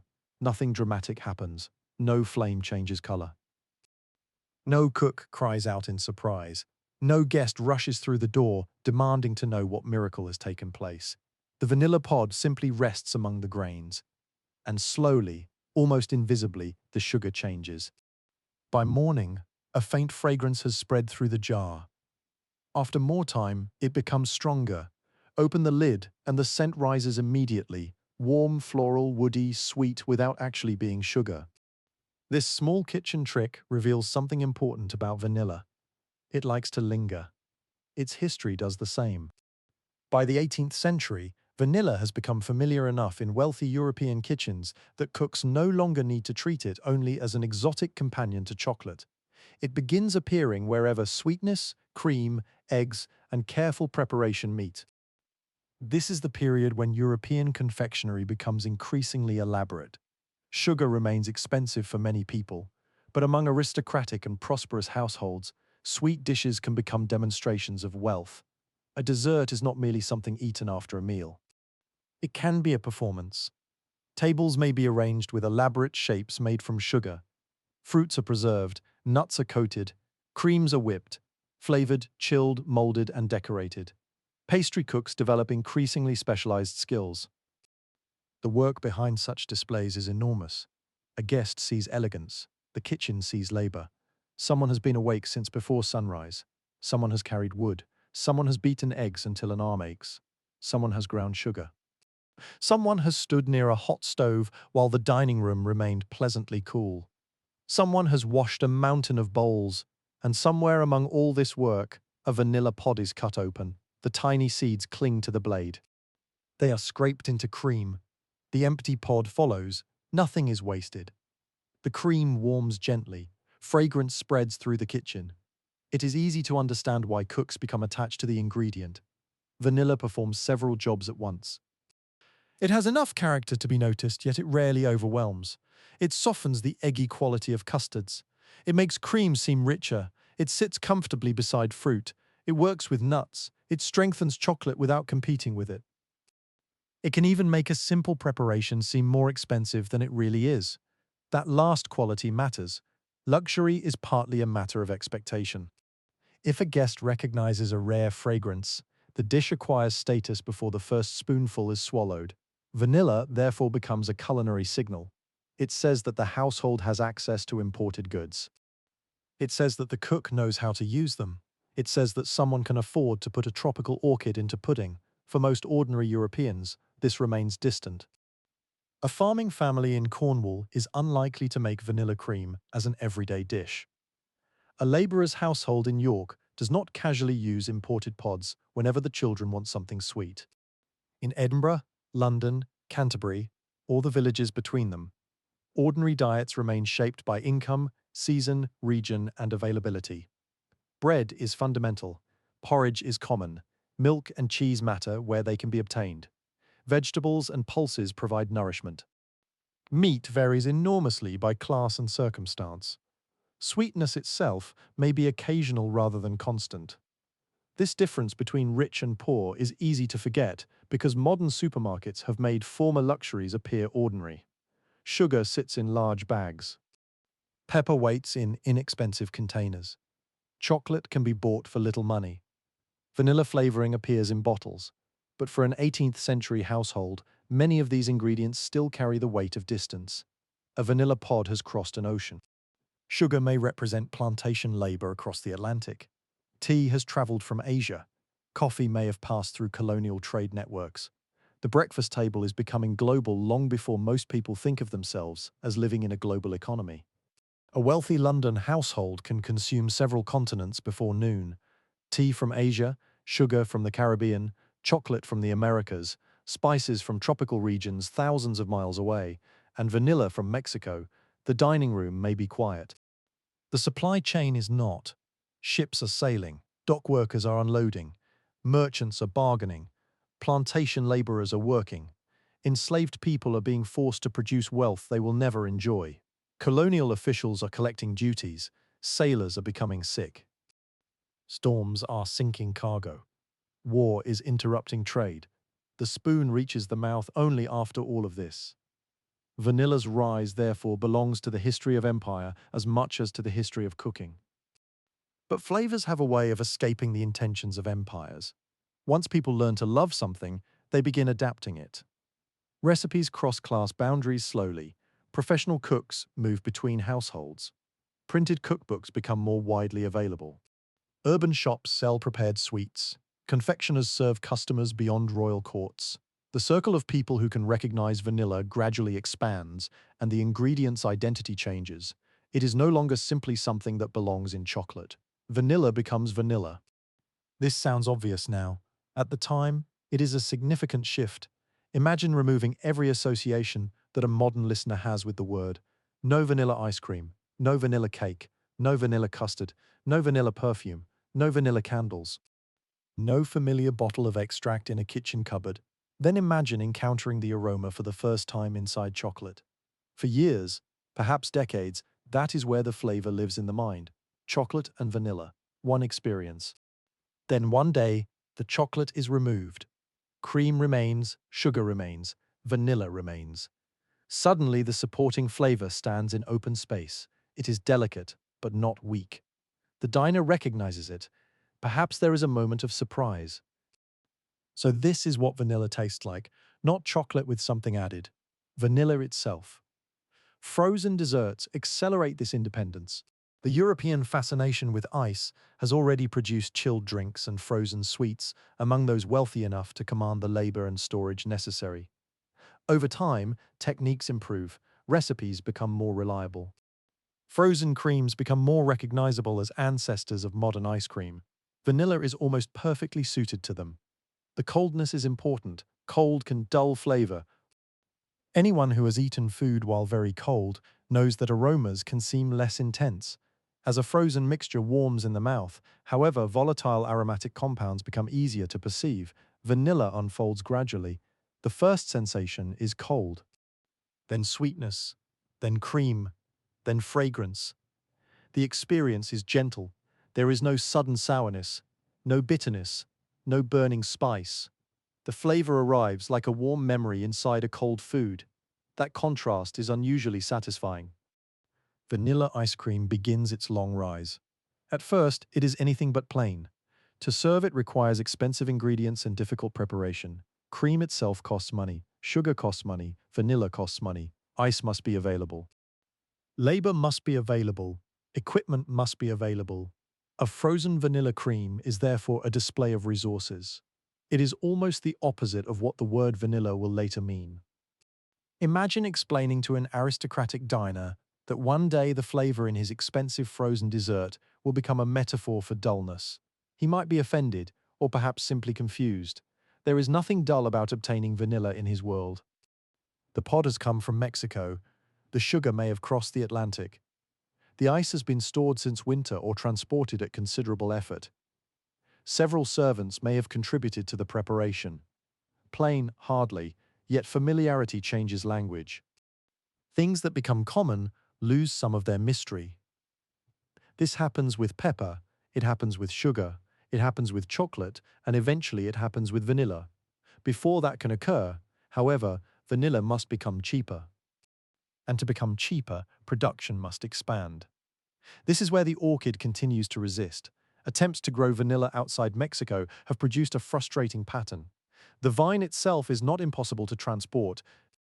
Under suitable tropical conditions, it grows quite happily. It sends out fleshy roots, it climbs, it develops thick leaves. A planter looking at the healthy vine might reasonably expect success. Then comes the flower, beautiful, pale, brief, and unproductive. The flower opens for only a limited time. If successful pollination does not occur, the opportunity is lost.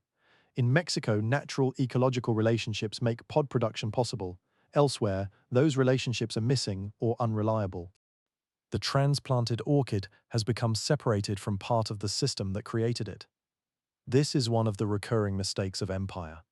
A useful organism is treated as though it exists alone. Take the plant, take the seed.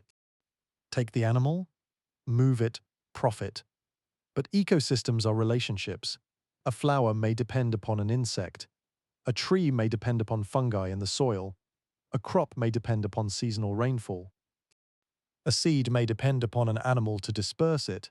Move one piece, and the invisible connections become obvious only when something fails. Vanilla fails beautifully. It grows enough to encourage hope, then refuses to provide the valuable pod. Botanists study the problem. The structure of the flower becomes better understood. There is a small flap, commonly described as a membrane, separating the pollen-bearing structure from the receptive part of the flower. For pollination to occur by hand, this barrier must be moved and the reproductive parts brought together. The concept can be understood. But plantations need more than a concept. They need a technique. It must be quick enough for workers to repeat flower after flower. It must be gentle.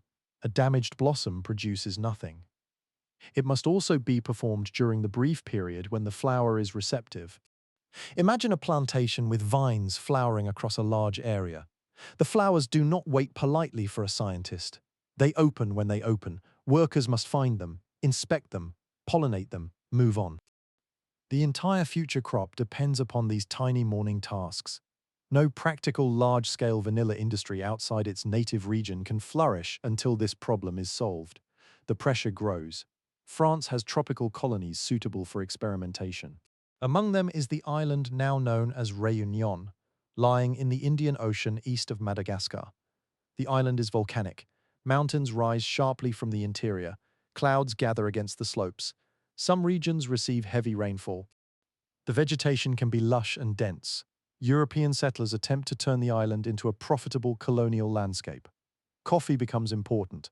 Sugarcane grows. Other crops are tested, and slavery supplies much of the labor. The beauty of the landscape and the brutality of the social system exist beside one another.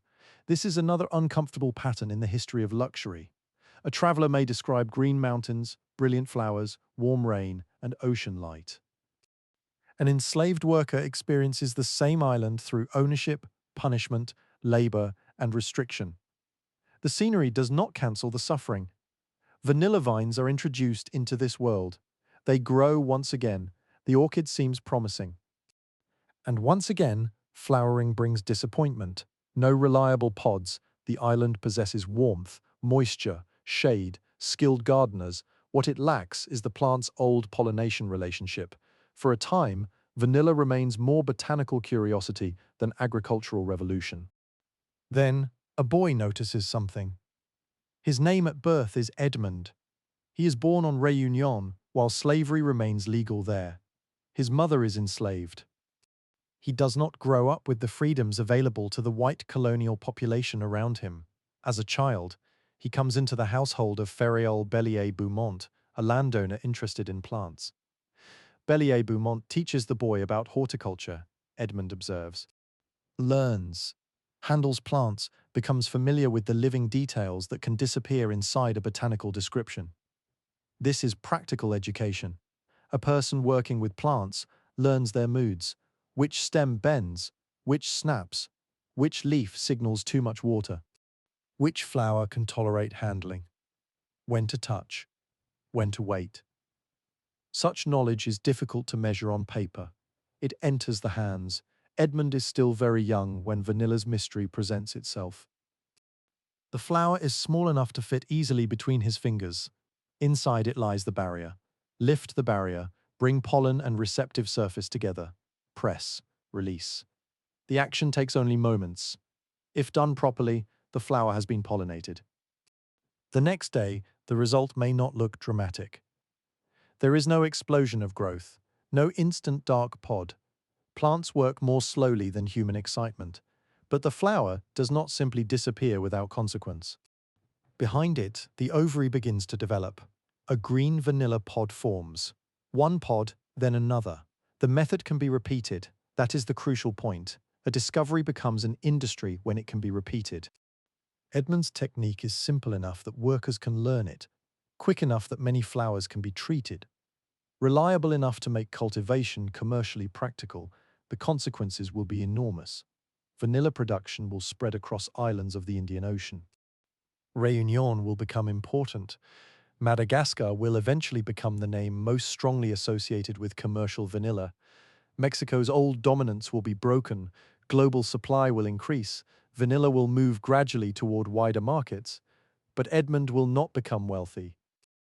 That is the reflective shadow waiting behind the triumph. The world will celebrate the flavor. Merchants will sell it. Plantation owners will profit.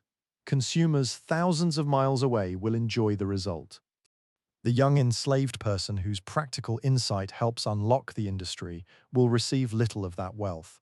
History does remember his name, which is more than can be said for many enslaved innovators. But remembering a name is not the same as repaying a life. Before reaching that part of the story, it is worth remaining for a moment in Europe. A bowl of vanilla ice sits on a table. The room is elegant, a spoon cuts through the frozen cream. The diner tastes luxury far away. The supply of the precious spice is about to change. The diner does not know Edmond. Edmond does not know the diner. They may never know the other's world exists in any meaningful detail, yet soon they will be connected. A movement of a boy's fingers on an island in the Indian Ocean will help determine what appears in bowls across Europe. This is how global history often works. People who never meet alter one another's lives. A farmer changes a stranger's breakfast. A sailor changes a merchant's fortune. A cook changes a child's memory. An enslaved boy changes the price of a flavor. The connections remain invisible until someone follows them. So let the spoon rest beside the bowl. Let the candles burn lower. Outside the window, perhaps London is wet with rain.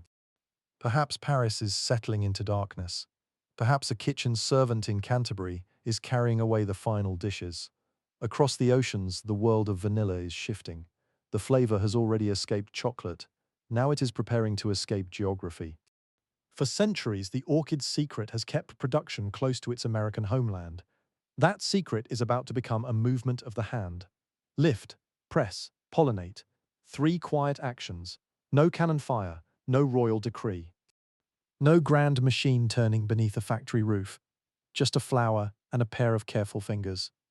And with that, vanilla is ready to enter the next stage of its strange journey, from rare Mexican luxury to global crop. We leave the polished dessert spoon behind now. Let us cross the sea, into warmer lands, past the coast of Africa, past Madagascar, toward a volcanic island rising green from the Indian Ocean, where rain gathers over the mountains and vanilla vines climb beneath the tropical shade. There, a young boy named Edmond is approaching a flower, and the flower is open. Let us cross the sea into warmer lands. The European kitchen fades behind us, the silver spoon, the bowl of frozen cream, the candlelight reflected in polished glass, all of it disappears beneath the distance. The Atlantic gives way to another ocean.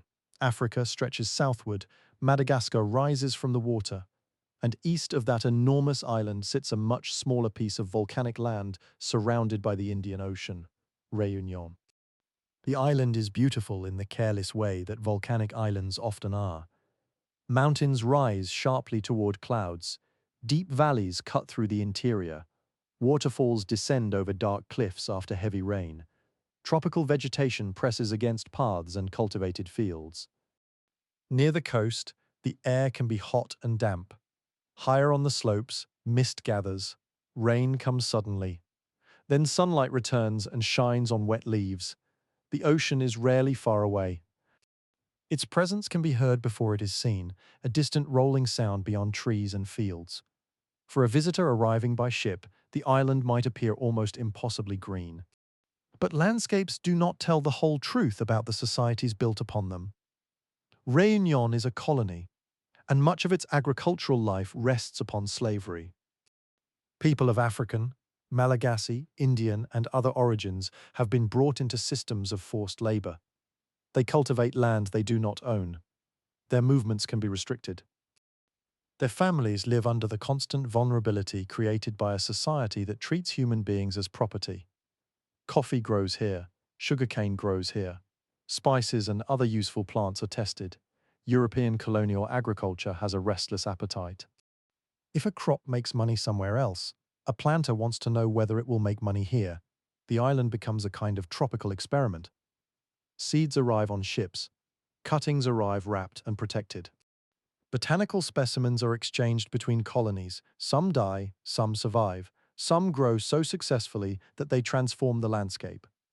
Among these travelers is vanilla. The vine seems to like Réunion. Warm air suits it, moisture suits it. Shade can be provided, the orchid climbs. Its thick roots grip bark and supports. Green leaves unfold along the vine. For a planter, the sight is encouraging. A healthy plant means possibility. Possibility means profit. Then the orchid flowers. The blossom is pale and elegant, usually with creamy shades of green or yellow. It looks delicate, temporary, almost shy. A person seeing it for the first time might wonder how such a modest flower could produce one of the strongest and most recognizable fragrances in the world. The answer, of course, is that the flower itself is only the beginning.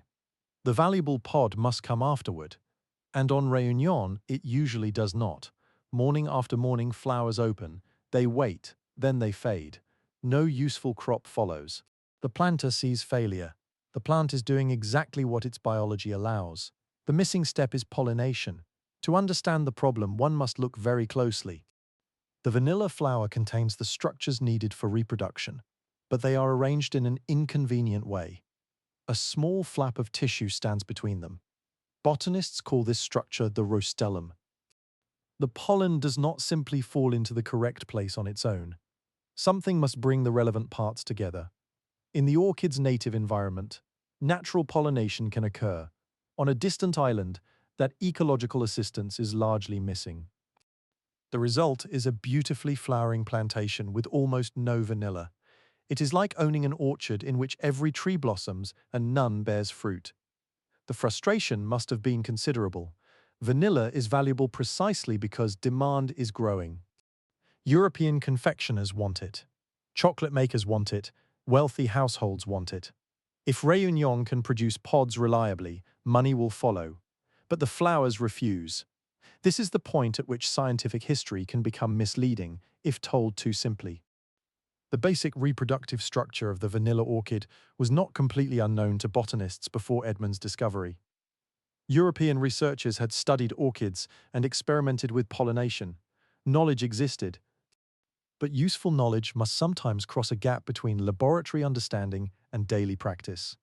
A plantation does not need merely to know that pollination is possible, it needs a method that a worker can perform quickly on flower after flower. The method must not require expensive equipment, it must not damage the blossom, it must work while the flower is open, and it must be teachable. That last point is crucial. A technique used once is a curiosity. A technique used thousands upon thousands of times becomes agriculture. On Réunion, a child is about to demonstrate such a technique. Edmond is born on the island into slavery. His mother is an enslaved woman. His father is not securely recorded in the story that survives. From birth, Edmond's legal status is determined by a system he did not choose. He belongs, in the eyes of colonial law, to someone else.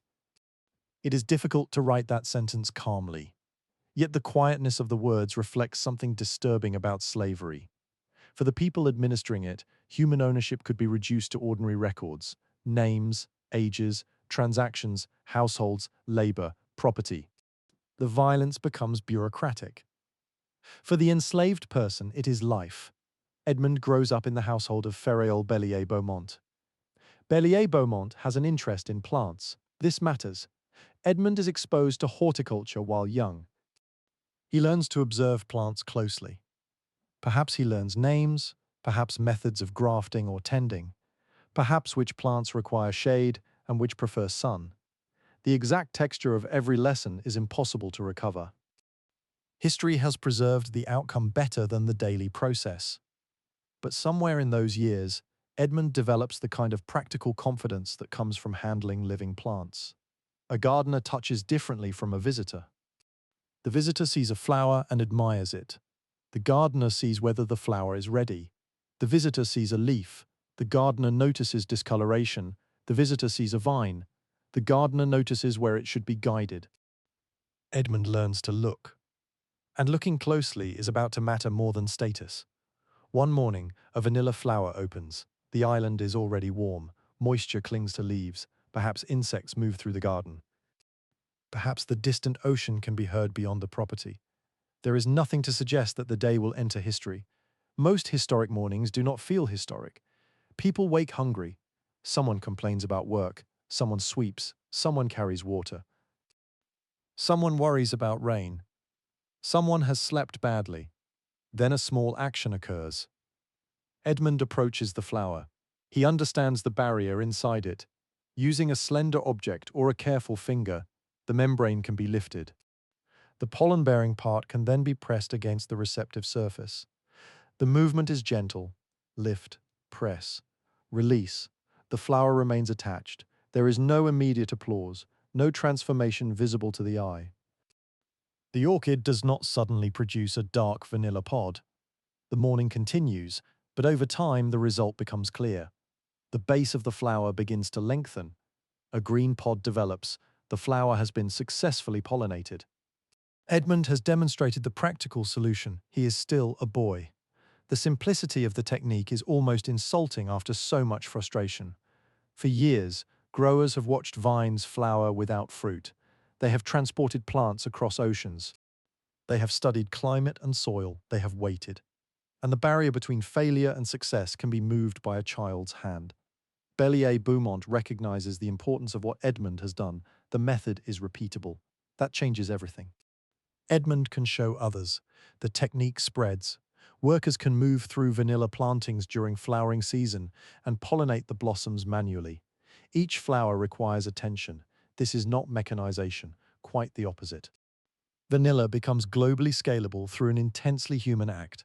One flower, one hand, one moment, then the next flower, and the next. Even today, much commercial vanilla cultivation depends upon hand-pollination. This is worth remembering the next time the flavor seems ordinary. A vanilla product may sit cheaply on a supermarket shelf, but the natural crop behind genuine vanilla remains labor-intensive. The flower does not care that the world wants millions of desserts. It opens on its own schedule. The worker must adapt. In a productive plantation, flowering season can therefore bring urgent mornings. Flowers must be checked. A blossom that opens today cannot simply be left until next week. The window is brief. Workers move vine by vine. The hand becomes part of the orchid's reproductive system. This is an extraordinary relationship. Human beings did not domesticate vanilla by making it completely independent of care.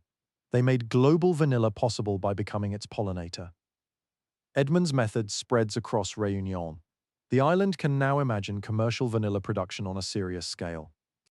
Other islands can do the same. The geographical lock that once protected Mexican production has been opened, not by transporting the natural pollinator, not by changing the climate, by replacing the missing ecological action with human labor. The implications stretch far beyond the garden. Merchants can imagine new supply. Colonial administrators can imagine exports. Planters can imagine profit. More vines are planted, more flowers are pollinated, more green pods develop. But a green pod is still not the vanilla known in the kitchen. Fresh vanilla does not emerge from the vines smelling like a bottle of extract. The famous fragrance requires curing, and curing is another exercise in patience. Pods are harvested when mature, but before they simply split and lose value. Then begins a sequence of treatments designed to stop normal plant processes and encourage chemical changes within the pod. Methods vary by region and period. The pods may be exposed to heat. They are sweated, they are dried, they are conditioned. Day after day, their appearance changes. Green fades, brown deepens, moisture leaves slowly.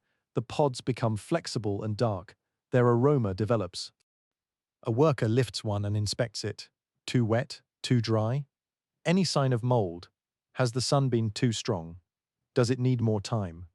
Vanilla demands judgment after harvest, just as it demands judgment during flowering. There is no single dramatic moment when the pod becomes finished. It develops, slowly. The process can take months. This long curing period helps explain why genuine vanilla remains valuable even after production expands. Pollination requires labor. Harvest requires timing.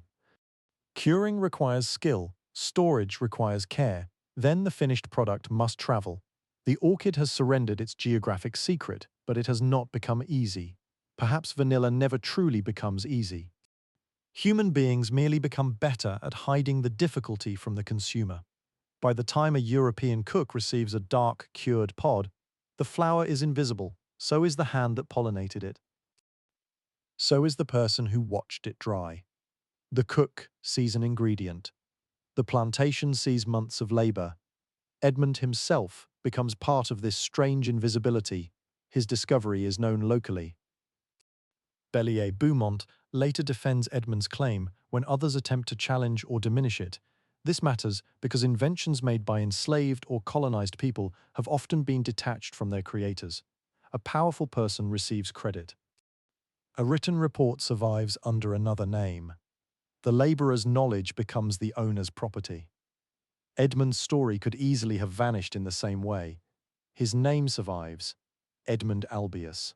The surname comes later, after emancipation. Slavery on Réunion is abolished during the middle of the 19th century. Edmond becomes free. Free is a simple word. The life waiting beyond it is not simple. Freedom does not automatically provide wealth. It does not provide land. It does not erase childhood enslavement. It does not guarantee that the economic value created by a person's knowledge will return to that person. Edmond's technique helps create a profitable vanilla industry. Yet Edmond himself does not become a wealthy planter. He does not spend old age in a grand house overlooking fields made valuable by his discovery. His life is much harder and less triumphant than the industry his hands helped build. This is where the story of innovation becomes uncomfortable. Modern history is often like invention stories with clean endings. A clever person notices a problem. The person solves it. Everyone recognizes the achievement. Success follows. But societies are not fair machines. An idea can be valuable while its creator remains poor. A discovery can transform an industry while the discoverer receives little. Edmond's position as a formerly enslaved black man in a colonial society shapes what is possible for him. The vanilla pod becomes more valuable because of his knowledge. Edmond does not become equally valuable in the eyes of the society around him. There is a bitter symmetry here. Vanilla itself has spent centuries being separated from its origins. European consumers enjoy the pod while knowing little about the Totonac people associated with its early cultivation.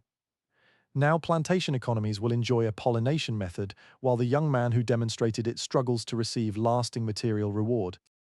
The flavor travels more easily than justice. Still, Edmond's contribution cannot be erased from the plant.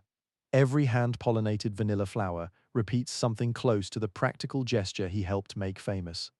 Lift the membrane, bring the parts together, press gently. Move on. The method crosses the Indian Ocean.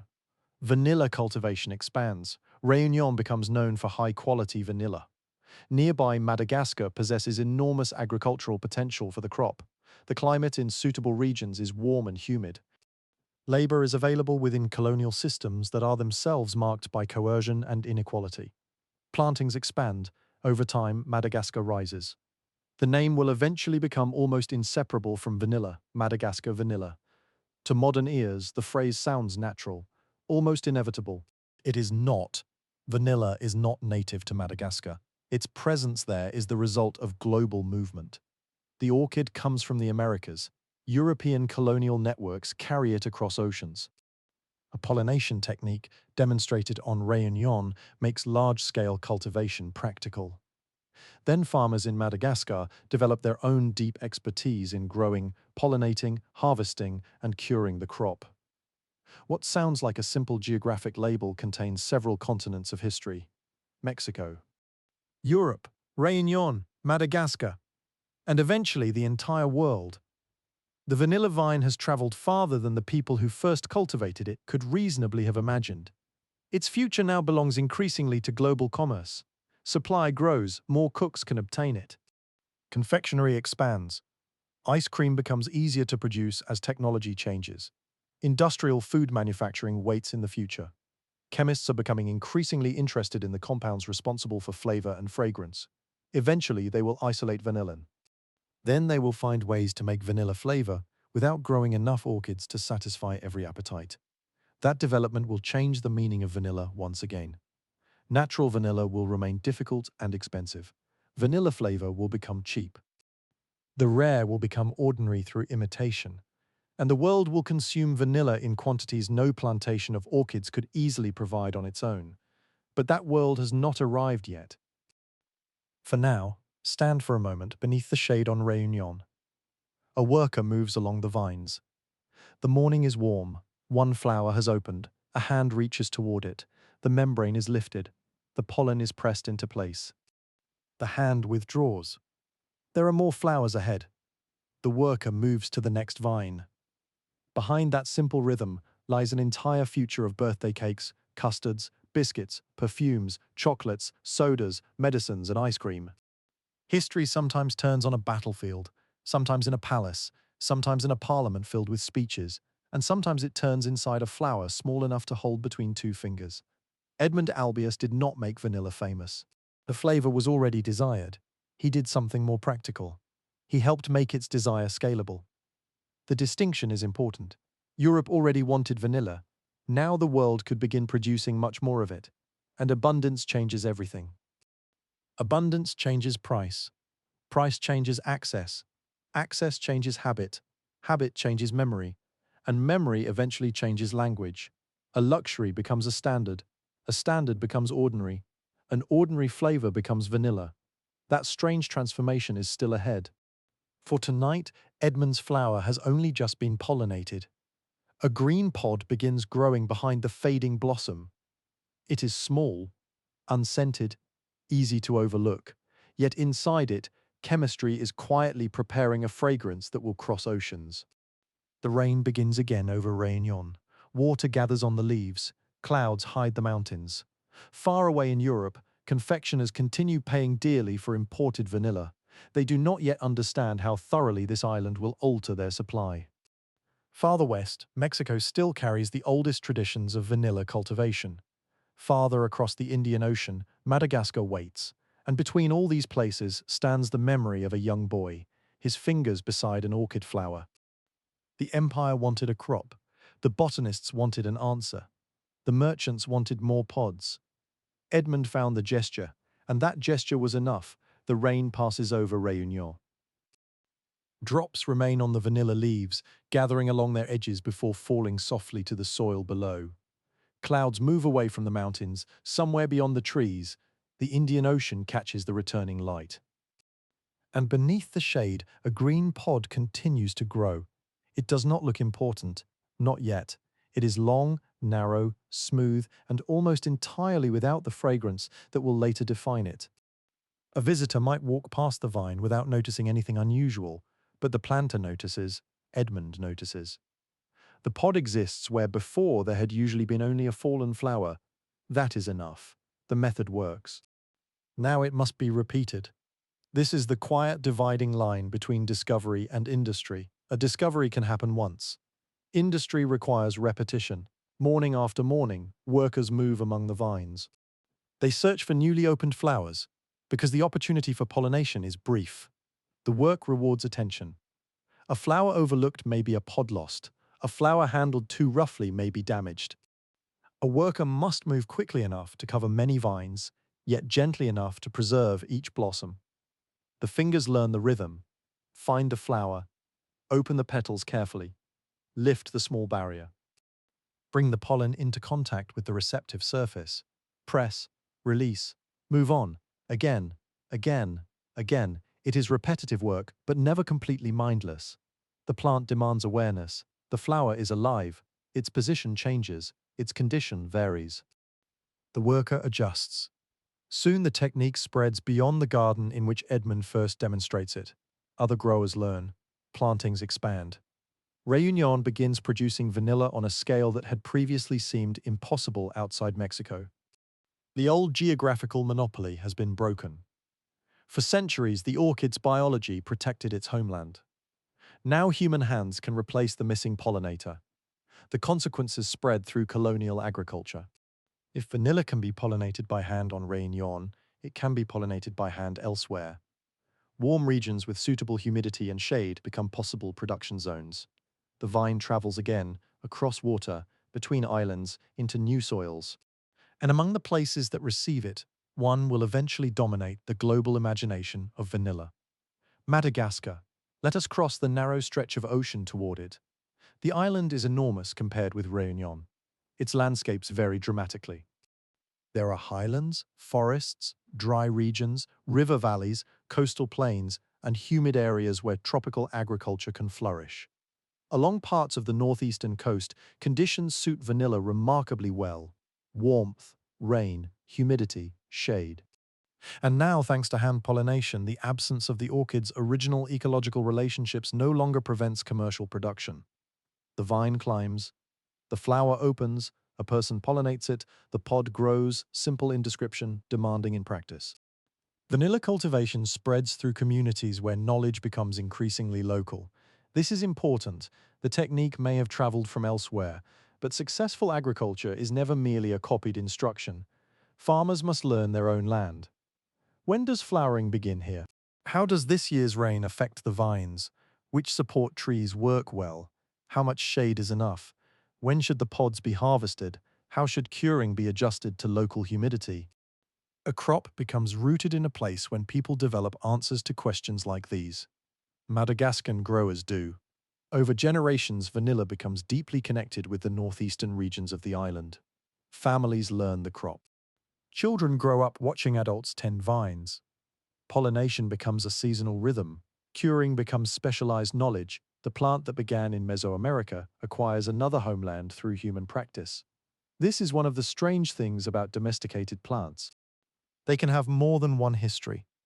Vanilla is American by origin, Totonac in an important part of its early cultural story, Mexica through trade and tribute, Spanish through colonial movement, French through imperial cultivation, Réunionnais through Edmond's breakthrough, Malagasy through generations of farming and curing expertise, and eventually global through consumption. No single label contains all of it. The pod is small. The map behind it is enormous. As production expands in the Indian Ocean, European merchants begin receiving larger quantities.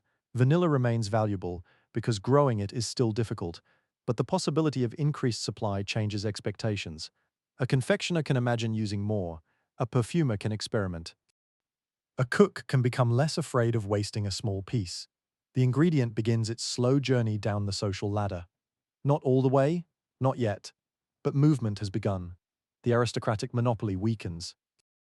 Prosperous urban households become more familiar with the flavor. Cookbooks help spread recipes. Commercial confectioners bring sweets to broader audiences. Chocolate and vanilla continue their old partnership, but vanilla no longer needs chocolate for recognition. It has its own identity now. A pale custard can be vanilla. A frozen cream can be vanilla. A cake can be vanilla. A sweet sauce can be vanilla. This sounds ordinary only because later generations inherit the result.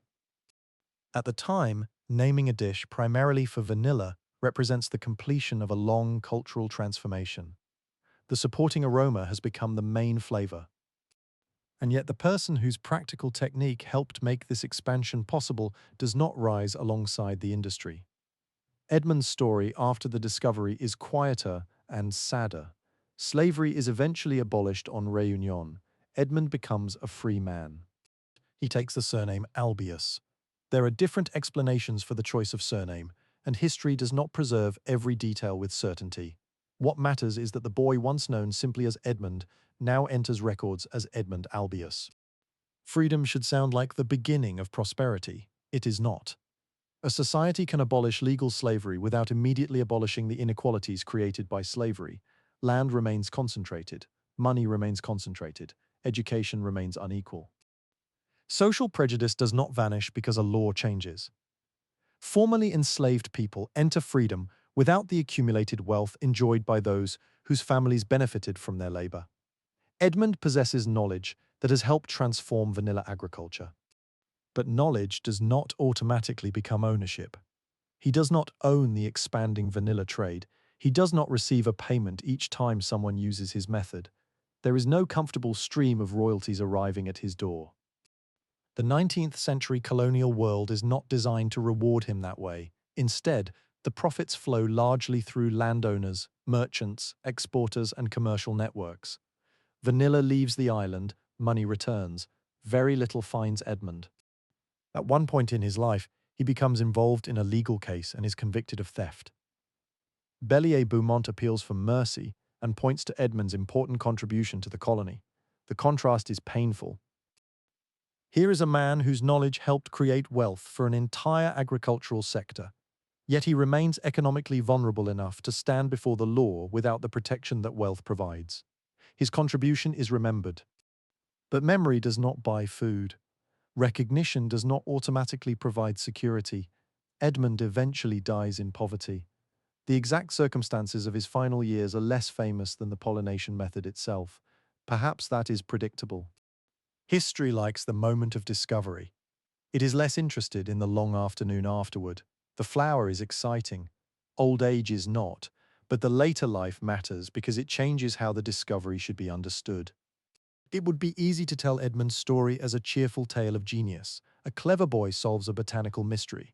Vanilla spreads, everyone benefits. The end, that version is comforting. It is also incomplete. Edmond was enslaved when he made his contribution. The agricultural system that benefited from his skill was embedded in colonial inequality. The wealth created by expanded vanilla production did not make him wealthy. The world accepted his technique more easily than it accepted his full equality. This pattern appears again and again in history. Knowledge travels upward, credit travels unevenly, profit travels toward power. The person closest to the work may remain farthest from the reward, and yet Edmond's name survives. That matters. It allows the hand beside the flower to belong to someone, not an anonymous plantation worker, not a vague local boy. Edmond Albius. A person, a life, a name that can be spoken beside the flavor he helped transform. Meanwhile, vanilla cultivation continues expanding on Madagascar. The annual cycle becomes increasingly organized around the crop. The vine itself requires patience. A new planting does not provide instant wealth. The orchid must establish itself. It needs support. It needs shade. It must be guided and cared for. When flowering begins, the labor intensifies. The flowers open in the morning. Workers inspect the vines. Pollination takes place by hand. Then comes waiting. The pods lengthen. Months pass. Their color changes gradually as maturity approaches. Harvest timing matters. Pick too early and quality suffers. Wait too long, and the pod may split. The farmer watches. Again, vanilla demands attention. Then comes curing. Fresh pods may be subjected to heat as part of the initial treatment. They are then sweated, often wrapped or stored, so that warmth and moisture encourage internal changes.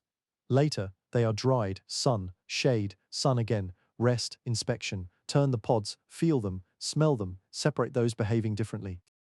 Protect them from rain. Bring them inside when necessary, return them to the sun. The process can feel almost like tending something alive, even after harvest. Slowly the pods darken. The familiar aroma develops. Vanillin forms as part of complex chemical changes. Other aromatic compounds contribute depth. The finished vanilla bean becomes flexible, dark, glossy, intensely fragrant. A good pod represents months of work after pollination. And the pollination itself took only seconds. This contrast is beautiful. A brief gesture creates the possibility. Patience creates the product. When merchants purchase the cured beans, they often judge them by qualities such as moisture, flexibility, appearance, length, and aroma. Vanilla becomes graded, bundled, packed, exported. The pods leave Madagascar on ships much as earlier Mexican vanilla left American ports. Again, the farmer may never see the final dish. Again, the consumer may never see the farm. A pod grown beside a humid Malagasy forest may end in a Parisian pastry. Another may reach London. Another may travel through commercial networks toward North America. Another may perfume chocolate. The distances become ordinary to merchants. To the plant, they remain extraordinary. Vanilla has now crossed oceans in nearly every direction, and another transformation is approaching. Technology is changing food, mechanical refrigeration develops, industrial manufacturing expands, urban populations grow, railways and steamships move goods faster. Factories produce foods at scales an old palace kitchen could never imagine. Ice cream begins escaping the dining rooms of the wealthy. This is the moment vanilla has been waiting for without knowing it. As frozen desserts become easier to make, store, and distribute, manufacturers need flavors that large numbers of people enjoy. Vanilla is almost perfect. It is recognizable, pleasant, compatible with dairy, compatible with chocolate, compatible with fruit sauces, compatible with nuts.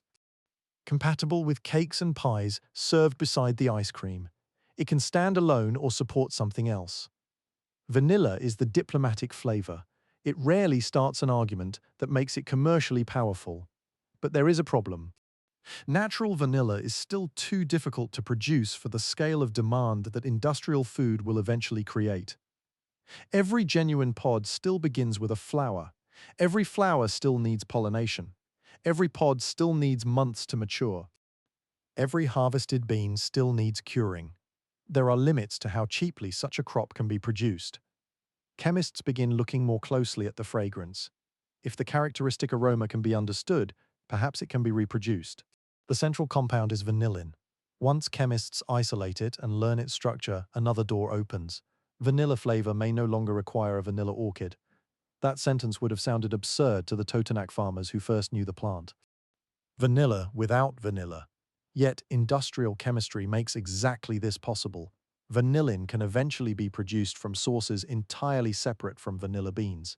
The resulting flavor is simpler than the complex aroma of a high-quality cured pod, but it is recognizable. Very recognizable. And cheap. That changes everything again. Natural vanilla becomes only one route to vanilla flavor. The orchid is no longer capable of limiting supply by itself. Human chemistry has learned to imitate its loudest aromatic note. Soon, vanilla flavor can enter foods manufactured in enormous quantities. Biscuits, cakes, puddings, drinks, candies, ice cream. The rare fragrance becomes available to ordinary households. A child no longer needs to be born into wealth to know what vanilla tastes like. That is, in one sense, a remarkable democratization of pleasure, but something is lost in the process. The flavor becomes detached even further from the plant. Many people will grow up knowing vanilla without ever seeing a vanilla bean. They may not know it comes from an orchid. They may imagine it as naturally white. They may assume it is simple because it is common. The history disappears behind familiarity. This is how luxury becomes boring. Not because the thing itself changes, because access changes the story people tell about it. A flavor once carried as tribute becomes the default scoop. A spice once reserved for wealthy tables becomes the base note in inexpensive cookies. A tropical orchid becomes a word meaning ordinary. Edmond never lives to see the full extent of this transformation. He cannot walk into a modern supermarket and see shelves filled with products carrying the flavor his pollination method helped spread. Perhaps that is just as well. The experience would be bewildering. Rows of cakes, cartons of ice cream, bottles of flavoring, vanilla yogurt, vanilla drinks, vanilla perfume, vanilla candles, vanilla soap, the fragrance everywhere, and almost no flowers in sight. He might recognize the smell. He might not recognize the world around it.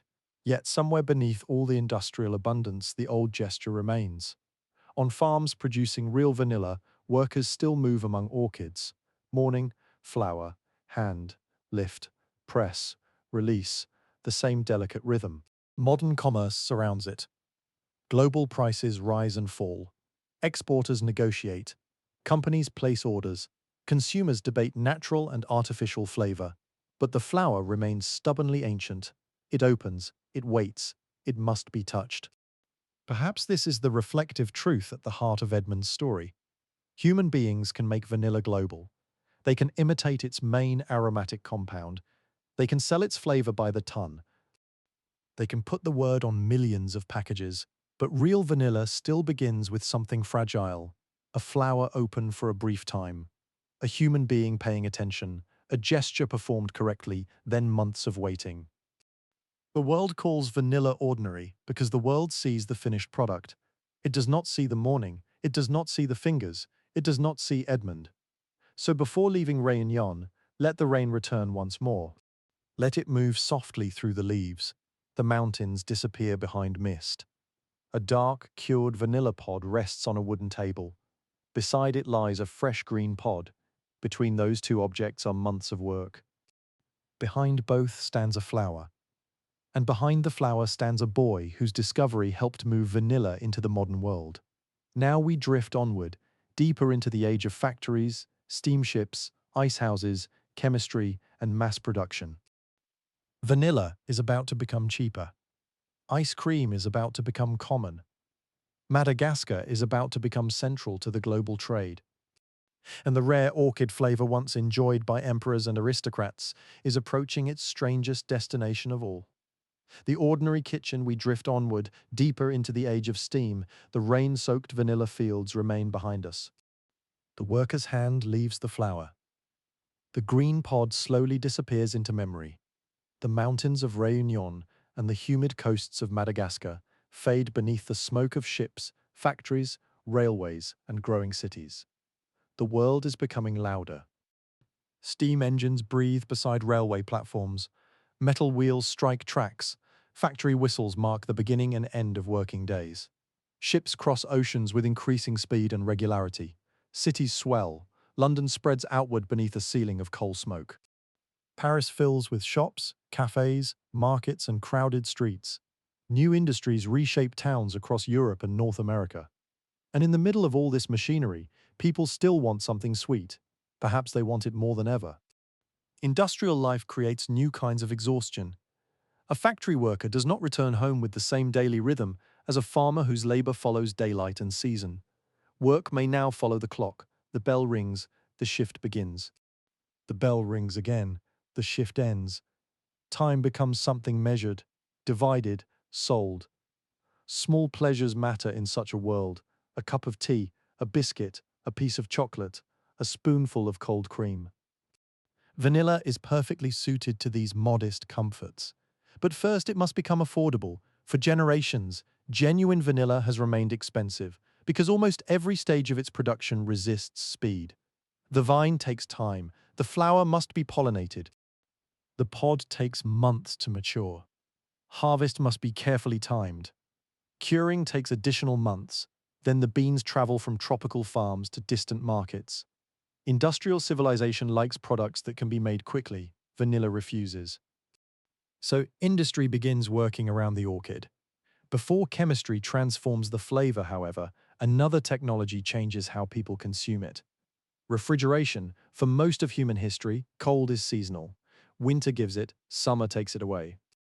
People living in cold climates learn to store winter ice in insulated structures, preserving it for warmer months.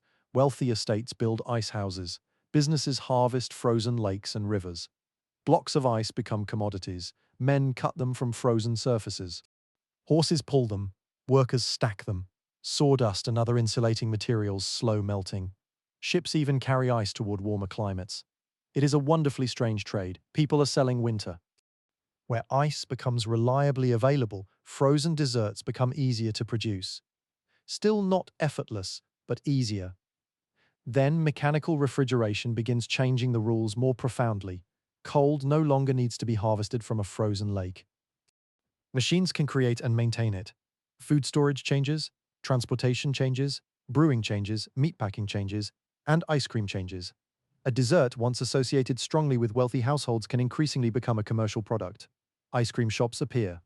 Street vendors sell frozen treats. Factories eventually produce ice cream in large quantities. The exact path varies between countries and cities, but the direction is clear. Cold becomes cheaper, and when cold becomes cheaper, vanilla finds an enormous new home. Vanilla ice cream has several advantages for a manufacturer. Its flavor is widely pleasant. Its pale appearance suggests cream and cleanliness. It can be served alone. It can accompany cake. It can sit beside pie. It can be covered with fruit. Chocolate sauce works with it, caramel works with it, nuts work with it. Almost everything seems willing to sit beside vanilla. This flexibility turns vanilla into a commercial foundation. A shop does not need to know exactly what every customer prefers if vanilla can serve as the neutral ground beneath toppings and sauces. But neutral does not mean flavorless. Good vanilla ice cream is fragrant, creamy, warm in aroma despite being cold. The contradiction is part of its appeal. A spoonful melts, the cold disappears, the vanilla remains. As ice cream becomes increasingly available to ordinary people, millions of consumers become familiar with a flavor that once belonged mainly to elites. This is a profound cultural shift. Imagine a great-grandparent, several generations back, living in a rural European village. Depending on place and income, that person might pass much of life without regularly tasting genuine vanilla. Now imagine a child in a growing industrial city purchasing a small serving of vanilla ice cream. The child may not be wealthy, the family may live in crowded rooms, the father may work long hours. The mother may carefully count household expenses. Yet the child knows vanilla. Empire and industry have brought the scent of a tropical orchid into an ordinary street. Of course, natural vanilla alone struggles to meet the scale of this new appetite. Madagascar and other growing regions can produce more beans. Hand-pollination makes cultivation possible. Farmers become highly skilled. Export networks expand. But every genuine bean remains expensive relative to many industrial flavorings. Food manufacturers want consistency. They want predictable supply. They want lower cost. They want a flavor that tastes approximately the same, whether the harvest was excellent or poor. Chemistry offers an answer. Scientists studying vanilla identify vanillin as one of the most important compounds responsible for its characteristic aroma. Vanillin is not the whole scent of natural vanilla. A cured vanilla bean contains a complicated mixture of aromatic substances. Smell a high-quality pod closely, and the experience changes as the nose lingers. There may be hints of dried fruit, wood, flowers, warm spice, smoke. Perhaps even something faintly leathery or earthy. Vanillin provides the recognizable center, but the surrounding compounds give natural vanilla much of its depth. Industrial food does not always require all that depth. Sometimes recognition is enough. If a biscuit smells unmistakably of vanilla, the manufacturer has achieved the basic goal. Chemists discover that vanillin can be produced without relying on vanilla orchids. Different industrial methods emerge over time. The chemistry changes and improves. What matters to the history of flavor is the result. Vanilla-like aroma can now be manufactured far more cheaply than natural vanilla can be grown. For the first time, the orchid loses control over its own flavor. This is an extraordinary idea. For thousands of years, if a person wanted the fragrance of vanilla, somewhere a vanilla plant had to exist. A flower had to open. Pollination had to occur. A pod had to grow. Someone had to harvest it. Someone had to cure it. Chemistry breaks that chain. Now a factory can produce the central aromatic impression. No tropical vine required. No flower. No hand pollination. No months of curing. The imitation is not identical to natural vanilla, but for many applications it is close enough. And close enough is one of the great engines of mass consumption. A wealthy confectioner may insist upon genuine beans. A factory producing enormous quantities of inexpensive biscuits has different priorities. Cost matters. Consistency matters. Shelf life matters. Availability matters. Synthetic or otherwise non-bean-derived vanillin offers all of these advantages. Vanilla flavor explodes into mass-market food. It enters cakes, biscuits, custards, puddings, chocolate, candy, soft drinks, breakfast foods, baked goods, ice cream. Products that do not advertise themselves as vanilla may still contain vanillin because it can round other flavors. The old supporting actor returns. Only now it is working backstage in a factory. A chocolate product may contain vanilla flavor, a caramel product may contain it, a fruit preparation may use a little to soften sharp edges. Consumers eat vanilla without always knowing they are eating vanilla. This invisible ubiquity helps transform the flavor's cultural meaning. The more common it becomes, the less exotic it seems. The less exotic it seems, the more natural it feels as a default. And once something becomes the default, people stop noticing it. Consider salt. People notice when there's too much. They notice when there's too little. When the amount is correct, they may barely think about it. Vanilla begins playing a similar role in sweetness. It becomes the expected background, the flavor of sweet itself. This is particularly powerful in baked goods. A cake made with sugar, butter, eggs and flour can taste rich but somewhat flat. Add vanilla and the aroma becomes fuller. The cake smells more like cake. This sounds circular, but cultural expectations often work that way. Generations become accustomed to vanilla in sweet foods. Then sweet foods without vanilla seem incomplete. The ingredient creates the expectation that later makes the ingredient necessary. A child smells vanilla cake. Years pass, the child becomes an adult. One day, the same fragrance appears. Memory returns before thought. A kitchen, a birthday, a grandmother's cupboard, a spoon covered in batter. Warm cake cooling on a table. Vanilla has become emotional architecture. And this is where its story moves beyond economics. A flavor can become popular because it is cheap. It can remain popular because it means something. Vanilla increasingly means comfort. Home, milk, cream, celebration, childhood, warm baking. The irony deepens. The plant is tropical. The cultural memory becomes domestic. The pod is dark. The imagined color becomes white. The history is violent and global. The emotional meaning becomes safe. No marketing department could have designed a stranger transformation. Madagascar, meanwhile, becomes increasingly central to natural vanilla production. The island's farmers possess generations of knowledge. Pollination remains largely manual. During flowering season, workers may move through vines each morning, searching for blossoms ready for attention. The gesture developed into a practical method on Réunion remains recognizable: lift, press, release. The pods grow. Harvest comes later, then curing. The work remains slow even while the world consuming the product becomes fast. This creates tension. Industrial buyers want stable supply and predictable prices. Agriculture rarely provides either. Cyclones can damage crops, too much rain can cause problems. Drought can weaken vines, disease can spread, a poor flowering season can reduce harvest. Political and economic conditions affect farmers. Global demand rises and falls, prices can swing dramatically. When prices rise, vanilla becomes valuable enough to attract theft. Farmers may feel pressure to harvest early to prevent pods from being stolen. Early harvesting can reduce quality. The global market, therefore, reaches all the way back into decisions made beside individual vines. A consumer thousands of miles away sees a bottle. A farmer sees risk. The label may say Madagascar vanilla. Behind those words is a year of uncertainty. Will the flowers come? Will pollination succeed? Will a storm arrive? Will the pods remain on the vines long enough to mature? Will the price be good? Will someone steal the crop? Will buyers reject the beans? The simplicity of the final product hides all of this. That hiding becomes even stronger as food manufacturing grows. A factory receives flavor in standardized form. Workers do not need to know the farmer. Consumers do not need to know the factory worker. The product becomes anonymous: vanilla cake, vanilla pudding, vanilla ice cream. The adjective seems almost boring, but walk backward through it. Behind the scoop is refrigeration. Behind refrigeration is industrial technology. Behind the flavoring is chemistry. Behind natural vanilla is global shipping. Behind shipping is colonial history.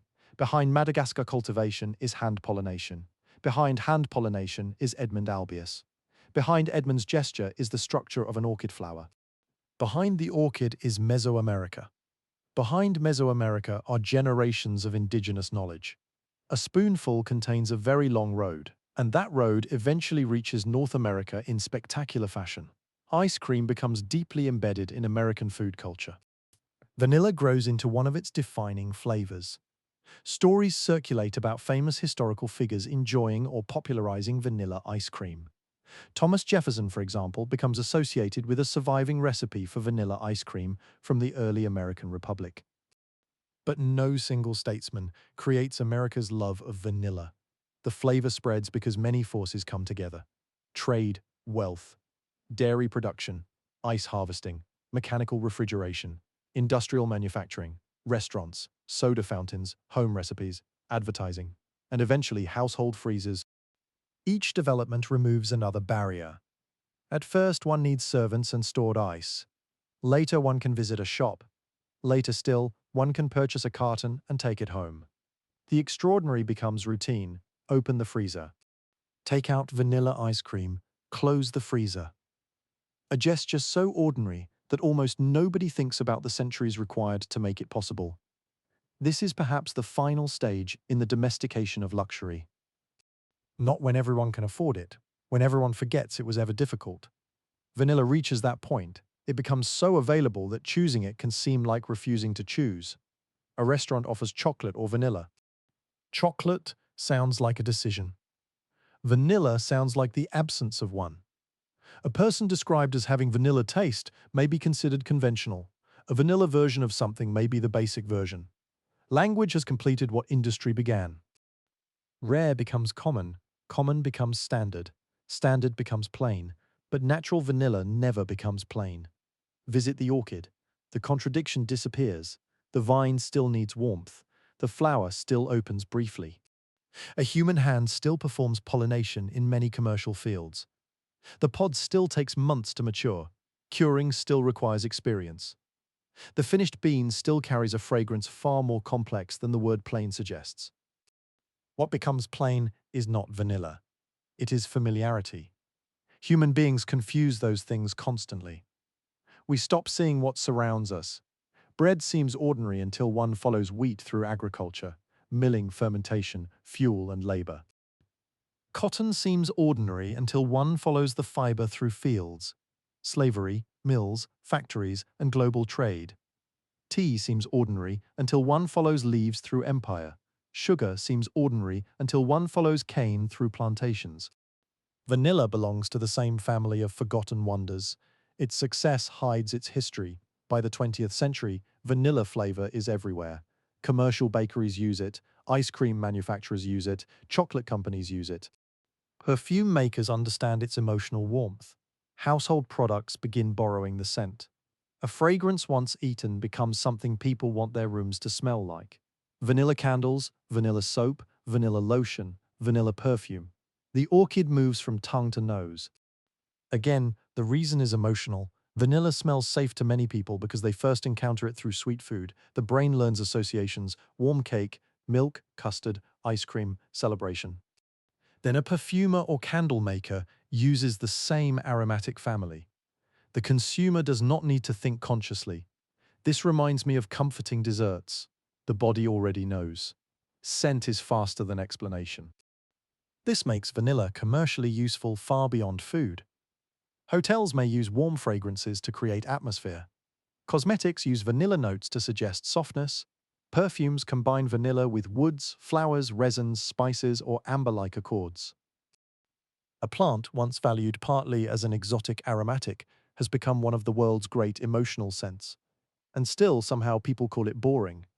Perhaps no flavor has ever been more successful at hiding its own success. Now evening settles over a modern city. A grocery store glows beneath electric lights. Inside, a freezer hums. Behind a glass door sit cartons of ice cream. Chocolate, strawberry, coffee, caramel, and vanilla. The vanilla carton looks almost modest. No tropical orchid on the front. No portrait of Edmond. No map showing Mexico, Réunion, and Madagascar. No image of a worker pollinating a flower by hand. Just a pale scoop. Simple, familiar, waiting. A customer opens the door. Cold air spills outward. A hand reaches in. The carton is lifted. The door closes. The entire history takes only a few seconds. That is what abundance does. It compresses centuries into convenience, but our journey is not quite finished. One question remains: how did a flavor born from a rare tropical orchid, once consumed as an elite luxury and produced through extraordinary labor, become the word people use when they mean ordinary? To answer that, we must follow vanilla through its final transformation. Not botanical, not chemical, linguistic. We move now from the plantation and factory into memory itself, into advertising, childhood color, language, and the strange human habit of forgetting the wonder in things we see every day. We drift onward now into the final quiet room of our journey. There are no tropical forests here, no imperial palaces, no wooden ships groaning beneath Atlantic waves, no volcanic mountains rising above Réunion, no long rows of vines beneath the humid shade of Madagascar. There is only a kitchen. It could be almost anywhere. London, York, Edinburgh, Paris, New York, a small town far from any ocean. The hour is late. A refrigerator hums quietly against the wall. A cupboard door stands slightly open. There is flour inside, sugar, perhaps cocoa, and somewhere among the bottles is vanilla. No guard watches it. No merchant weighs it on a delicate scale. No aristocrat displays it to impress a guest. No apothecary describes it as a mysterious medicine from a distant continent. It simply waits, ordinary. This is the strangest destination in the entire history of vanilla. Not Europe, not Madagascar, not the ice cream factory. Ordinariness. Vanilla has become so successful that people have forgotten it was ever unusual. The transformation does not happen suddenly. Words change the way flavors change, slowly, through repetition. One generation uses a word in one way, the next generation stretches it, a joke appears, a comparison becomes familiar. Eventually, the new meaning feels as though it has always existed. Vanilla begins as the name of a plant and its flavor. Then it becomes associated with a particular kind of sweet food. Vanilla cream, vanilla custard, vanilla cake, vanilla ice cream. As these foods become increasingly common, vanilla becomes associated with the basic version of them. Imagine standing before several tubs of ice cream. One contains chocolate, another contains fruit, another contains nuts and caramel, another contains vanilla. The vanilla version appears visually simpler. Pale, smooth, no obvious chunks, no dark streaks, no bright fruit, nothing dramatic announces itself. The eye begins making a mistake. Simple appearance becomes simple flavor becomes basic, basic becomes ordinary, and ordinary becomes vanilla. The color plays an enormous role. Real vanilla beans are dark, very dark. A cured pod can be deep brown, sometimes nearly black. Split it open and tiny dark seeds cling to the interior. Yet the foods most strongly associated with vanilla are often pale because their main ingredients are milk, cream, sugar, flour, or eggs. The background becomes the identity. Vanilla is blamed for the whiteness of the cream surrounding it. Over time, manufacturers strengthen the association. Vanilla products are often presented with pale colors. White, cream, soft yellow. Packaging reinforces what consumers already expect. Vanilla becomes visually quiet. Chocolate gets brown. Strawberry gets pink. Mint may get green. Vanilla receives the color of almost nothing. This matters because human beings taste partly with their eyes. Color creates expectation before food reaches the mouth. A bright red sweet promises fruit. A dark brown dessert promises richness. A pale vanilla dessert promises gentleness. The flavor itself becomes culturally linked with restraint. Then language takes the final step. Vanilla becomes a metaphor. A vanilla option is the standard option. A vanilla version is the one without unusual additions. Something described as vanilla can be conventional, safe, unadorned, perhaps even dull. The orchid has disappeared completely. If the Totonac cultivators associated with vanilla's early history could hear this use of the word, the meaning might seem almost impossible to understand. Plain this plant, the vine that requires tropical conditions, the flower that opens briefly. The pod that demands careful curing. The fragrance valuable enough to travel through tribute networks. The spice carried across an ocean. The crop that European planters struggled for generations to reproduce. Plain. The word tells us more about abundance than it does about vanilla. Human beings often measure wonder by rarity. When something is difficult to obtain, we notice it. When it becomes common, attention fades. Consider glass. For much of history, large, clear windows are expensive. Today, a person may spend an entire afternoon beside a window without thinking about it. Consider books. A hand-copied manuscript once represents enormous labor. Today, printed words can surround a person until they become background. Consider sugar. Once precious enough to appear in medicine and elite display, it eventually becomes so cheap that modern societies worry about consuming too much of it. Vanilla follows the same strange road. Scarcity makes it exotic. Abundance makes it invisible. But abundance is not the same as simplicity. Behind natural vanilla, the labor remains. On a farm in Madagascar, morning still comes to the vines. The air is warm, leaves hold moisture. A flower has opened. A worker notices it. The hand approaches, the movement is careful. Lift, press, release. Then the worker moves to another flower, and another. This is not a scene from some distant, vanished century. It remains part of vanilla production. The modern consumer may experience vanilla through a factory, a supermarket, a cafe, or a bottle of extract. But the natural bean still begins with agricultural work. The flower has not become industrial merely because the packaging has. The plant has not learned to pollinate itself on command. The pod has not learned to cure itself. Nature continues at its old speed. Markets do not. This difference can create enormous pressure. The global price of natural vanilla can rise sharply when supply is threatened. Cyclones may damage producing regions. Poor weather can reduce harvests. Farmers may face theft when beans become extremely valuable. Buyers demand particular quality. Export markets change. A flavor that seems calm and predictable in a supermarket can be economically unstable at its source. Imagine two people holding the same idea of vanilla. One is a customer choosing ice cream. The other is a farmer examining vines after a storm. For the customer, vanilla is the safe choice. For the farmer, vanilla may be the risky crop. The same word contains opposite experiences. This is one reason the history of everyday objects is worth following. Ordinary things are often ordinary, only at the final point of consumption. A cotton shirt is ordinary in the wardrobe. Its history is not.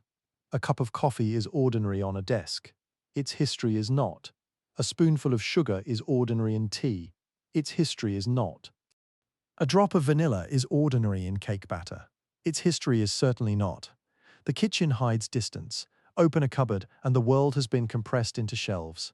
Pepper, tea, coffee, chocolate, sugar, vanilla.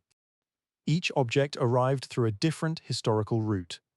Wars, empires, migration, agricultural knowledge, enslavement, trade, scientific discovery, industrial chemistry, generations of unnamed labor. All of it sits quietly behind a cupboard door. Perhaps this is why boring history can be so revealing. The grand events announce themselves, battles demand attention. Kings commission portraits, palaces survive, treaties are dated, but everyday history hides. It hides in spoons, buttons, bread, soap, shoes, and flavor. To find it, one has to ask a childish question. Why? Why does vanilla taste like vanilla? Why is it in cakes? Why is it associated with ice cream? Why does it come from Madagascar if the plant originated in the Americas? Why are the pods expensive? Why does the word mean ordinary? Each small question opens another door. Behind the word vanilla stands an orchid. Behind the orchid stands a forest. Behind the forest stand people. The Totonac story returns here. It should. Our journey began with communities in the humid Gulf Coast region of Mexico, long before vanilla became an international commodity. For them, the plant existed within a local environment and culture. The vine belonged to a landscape. Knowledge belonged to generations. Then larger political systems absorbed the crop into tribute and trade. Mexican elites valued aromatic ingredients. Vanilla joined cacao. Then Spaniards encountered both. Conquest opened a violent route across the Atlantic. Chocolate entered Europe. Vanilla traveled beside it. European cooks added sugar. The drink changed. The flavor moved. Vanilla entered apothecaries, then confectionery, then custards, then frozen creams. European planters tried to move the living orchid beyond Mexico. The vine grew. The flower opened. The pod did not come. For generations, the problem remained. Then, on Réunion, Edmond Albius showed a practical hand-pollination method while still a child and still enslaved. Lift, press, release. The barrier fell. Vanilla cultivation could expand dramatically beyond its native range. Madagascar became a major center. Farmers developed expertise. Pods crossed oceans in growing quantities. Industrial refrigeration expanded ice cream. Chemistry made vanillin available without depending entirely upon vanilla beans. Factories multiplied the flavor. Ordinary households adopted it. Children grew up with it. Memory made it comforting. Abundance made it standard. Language made it plain. And here we are, a whole global history contained in a word people use to mean nothing unusual. There is one more irony. Vanilla is not even chemically simple. Natural vanilla contains a large collection of aromatic compounds contributing to its scent. Vanillin is the most famous, but it is only part of the full experience. This is why a good natural vanilla bean can smell surprisingly complicated when compared with a simple imitation flavor. The imitation may say vanilla immediately. The bean keeps talking, smell it once, there is sweetness, again, wood, perhaps dried fruit. Something floral, something smoky, something warm and difficult to name. The fragrance shifts because natural materials are messy. Plants are chemical worlds. The human nose experiences them as memories and impressions rather than neat formulas. This complexity also varies. Vanilla grown in different regions can develop different aromatic characteristics depending upon variety, climate, soil, curing, storage, and other factors. Vanilla is not one perfectly uniform thing. Like coffee, like wine, like cacao, place matters, method matters, time matters. Yet industrial culture prefers consistency. A customer expects the vanilla biscuit purchased today to taste like the one purchased last month. A large manufacturer cannot explain that this year's orchid harvest has a slightly different aromatic character. The product must be predictable, so standardized flavoring becomes useful. The more standardized vanilla becomes, the more people expect vanilla to be one simple flavor. The complexity is edited out. Then the edited version becomes the cultural reference point. This happens often with food. Industrial production does not merely change how food is made, it changes what people think the food is supposed to taste like. A person raised on artificial vanilla may encounter a real bean and find it surprising. Stronger in some ways, softer in others, more woody, more floral, less like the familiar bottle. The original can seem unusual because the imitation became normal. There may be no better summary of vanilla's strange journey. The copy became ordinary enough to make the original exotic again. Still, neither needs to be treated as an enemy. Vanillin helps make familiar pleasures affordable. Natural vanilla provides complexity that is difficult to reproduce completely. They serve different purposes. The interesting part is how their coexistence allows the idea of vanilla to exist on two economic levels at once. Vanilla can be cheap. Vanilla can be expensive. A mass-produced vanilla biscuit costs little. A bundle of carefully cured premium beans may cost a great deal. A bottle of imitation flavor can sit in an ordinary cupboard. A pastry chef may pay considerably more for high-quality natural extract or beans. The same word stretches across both worlds. Perhaps that is appropriate. Vanilla has always lived between worlds, forest and farm, sacred story and commodity, America and Europe, Mexico and Madagascar, luxury and familiarity, nature and chemistry, rare and ordinary, dark pod and white ice cream. It is a flavor built from contradictions, and contradictions are often where history becomes interesting. The night is quieter now. Our journey has covered centuries. The forest paths are far behind us. So are the markets of Tenochtitlan. The Spanish ships have reached port. The chocolate cups have been emptied. The aristocratic custards have disappeared from their silver dishes. Edmond has stepped away from the flower. The factories have begun humming. The freezer door has closed. What remains is the scent. Perhaps there is vanilla somewhere near you tonight. In a kitchen cupboard, in a candle, in a biscuit, in a bottle, in ice cream waiting behind a freezer door. Perhaps there is none at all. It does not matter. You know the smell. That alone is evidence of how completely vanilla conquered the world. A person in medieval York would not necessarily know it. A farmer in old Cornwall might never smell it. Generations in Northern Europe lived and died without considering vanilla part of ordinary life. Now millions recognize it instantly. That is not boring. That is one of the greatest victories a flavor can achieve, to become so beloved that people stop remembering it was ever rare, to become so familiar that nobody asks where it came from, to travel so far that its foreignness disappears. Vanilla did all three. But perhaps tonight, after following the pod backward through the centuries, it seems a little less plain. Perhaps the next bowl of vanilla ice cream looks slightly different. Behind the pale cream is a dark bean. Behind the bean is months of curing.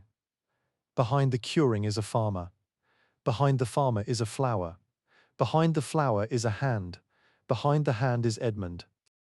Behind Edmond is an older world of botanical knowledge, stretching back toward Mexico. And behind all of them is the orchid itself, climbing patiently toward the light. The forest is quiet again.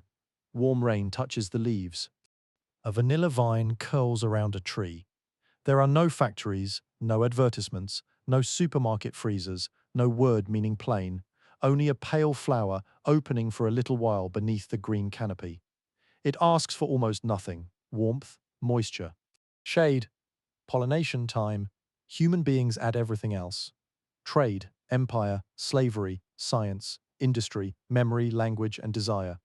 Then, after centuries of effort, we look at the result and call it ordinary. History has a sense of humor that way. So the next time someone offers a choice between something exciting and something vanilla, spare a thought for the supposedly boring option.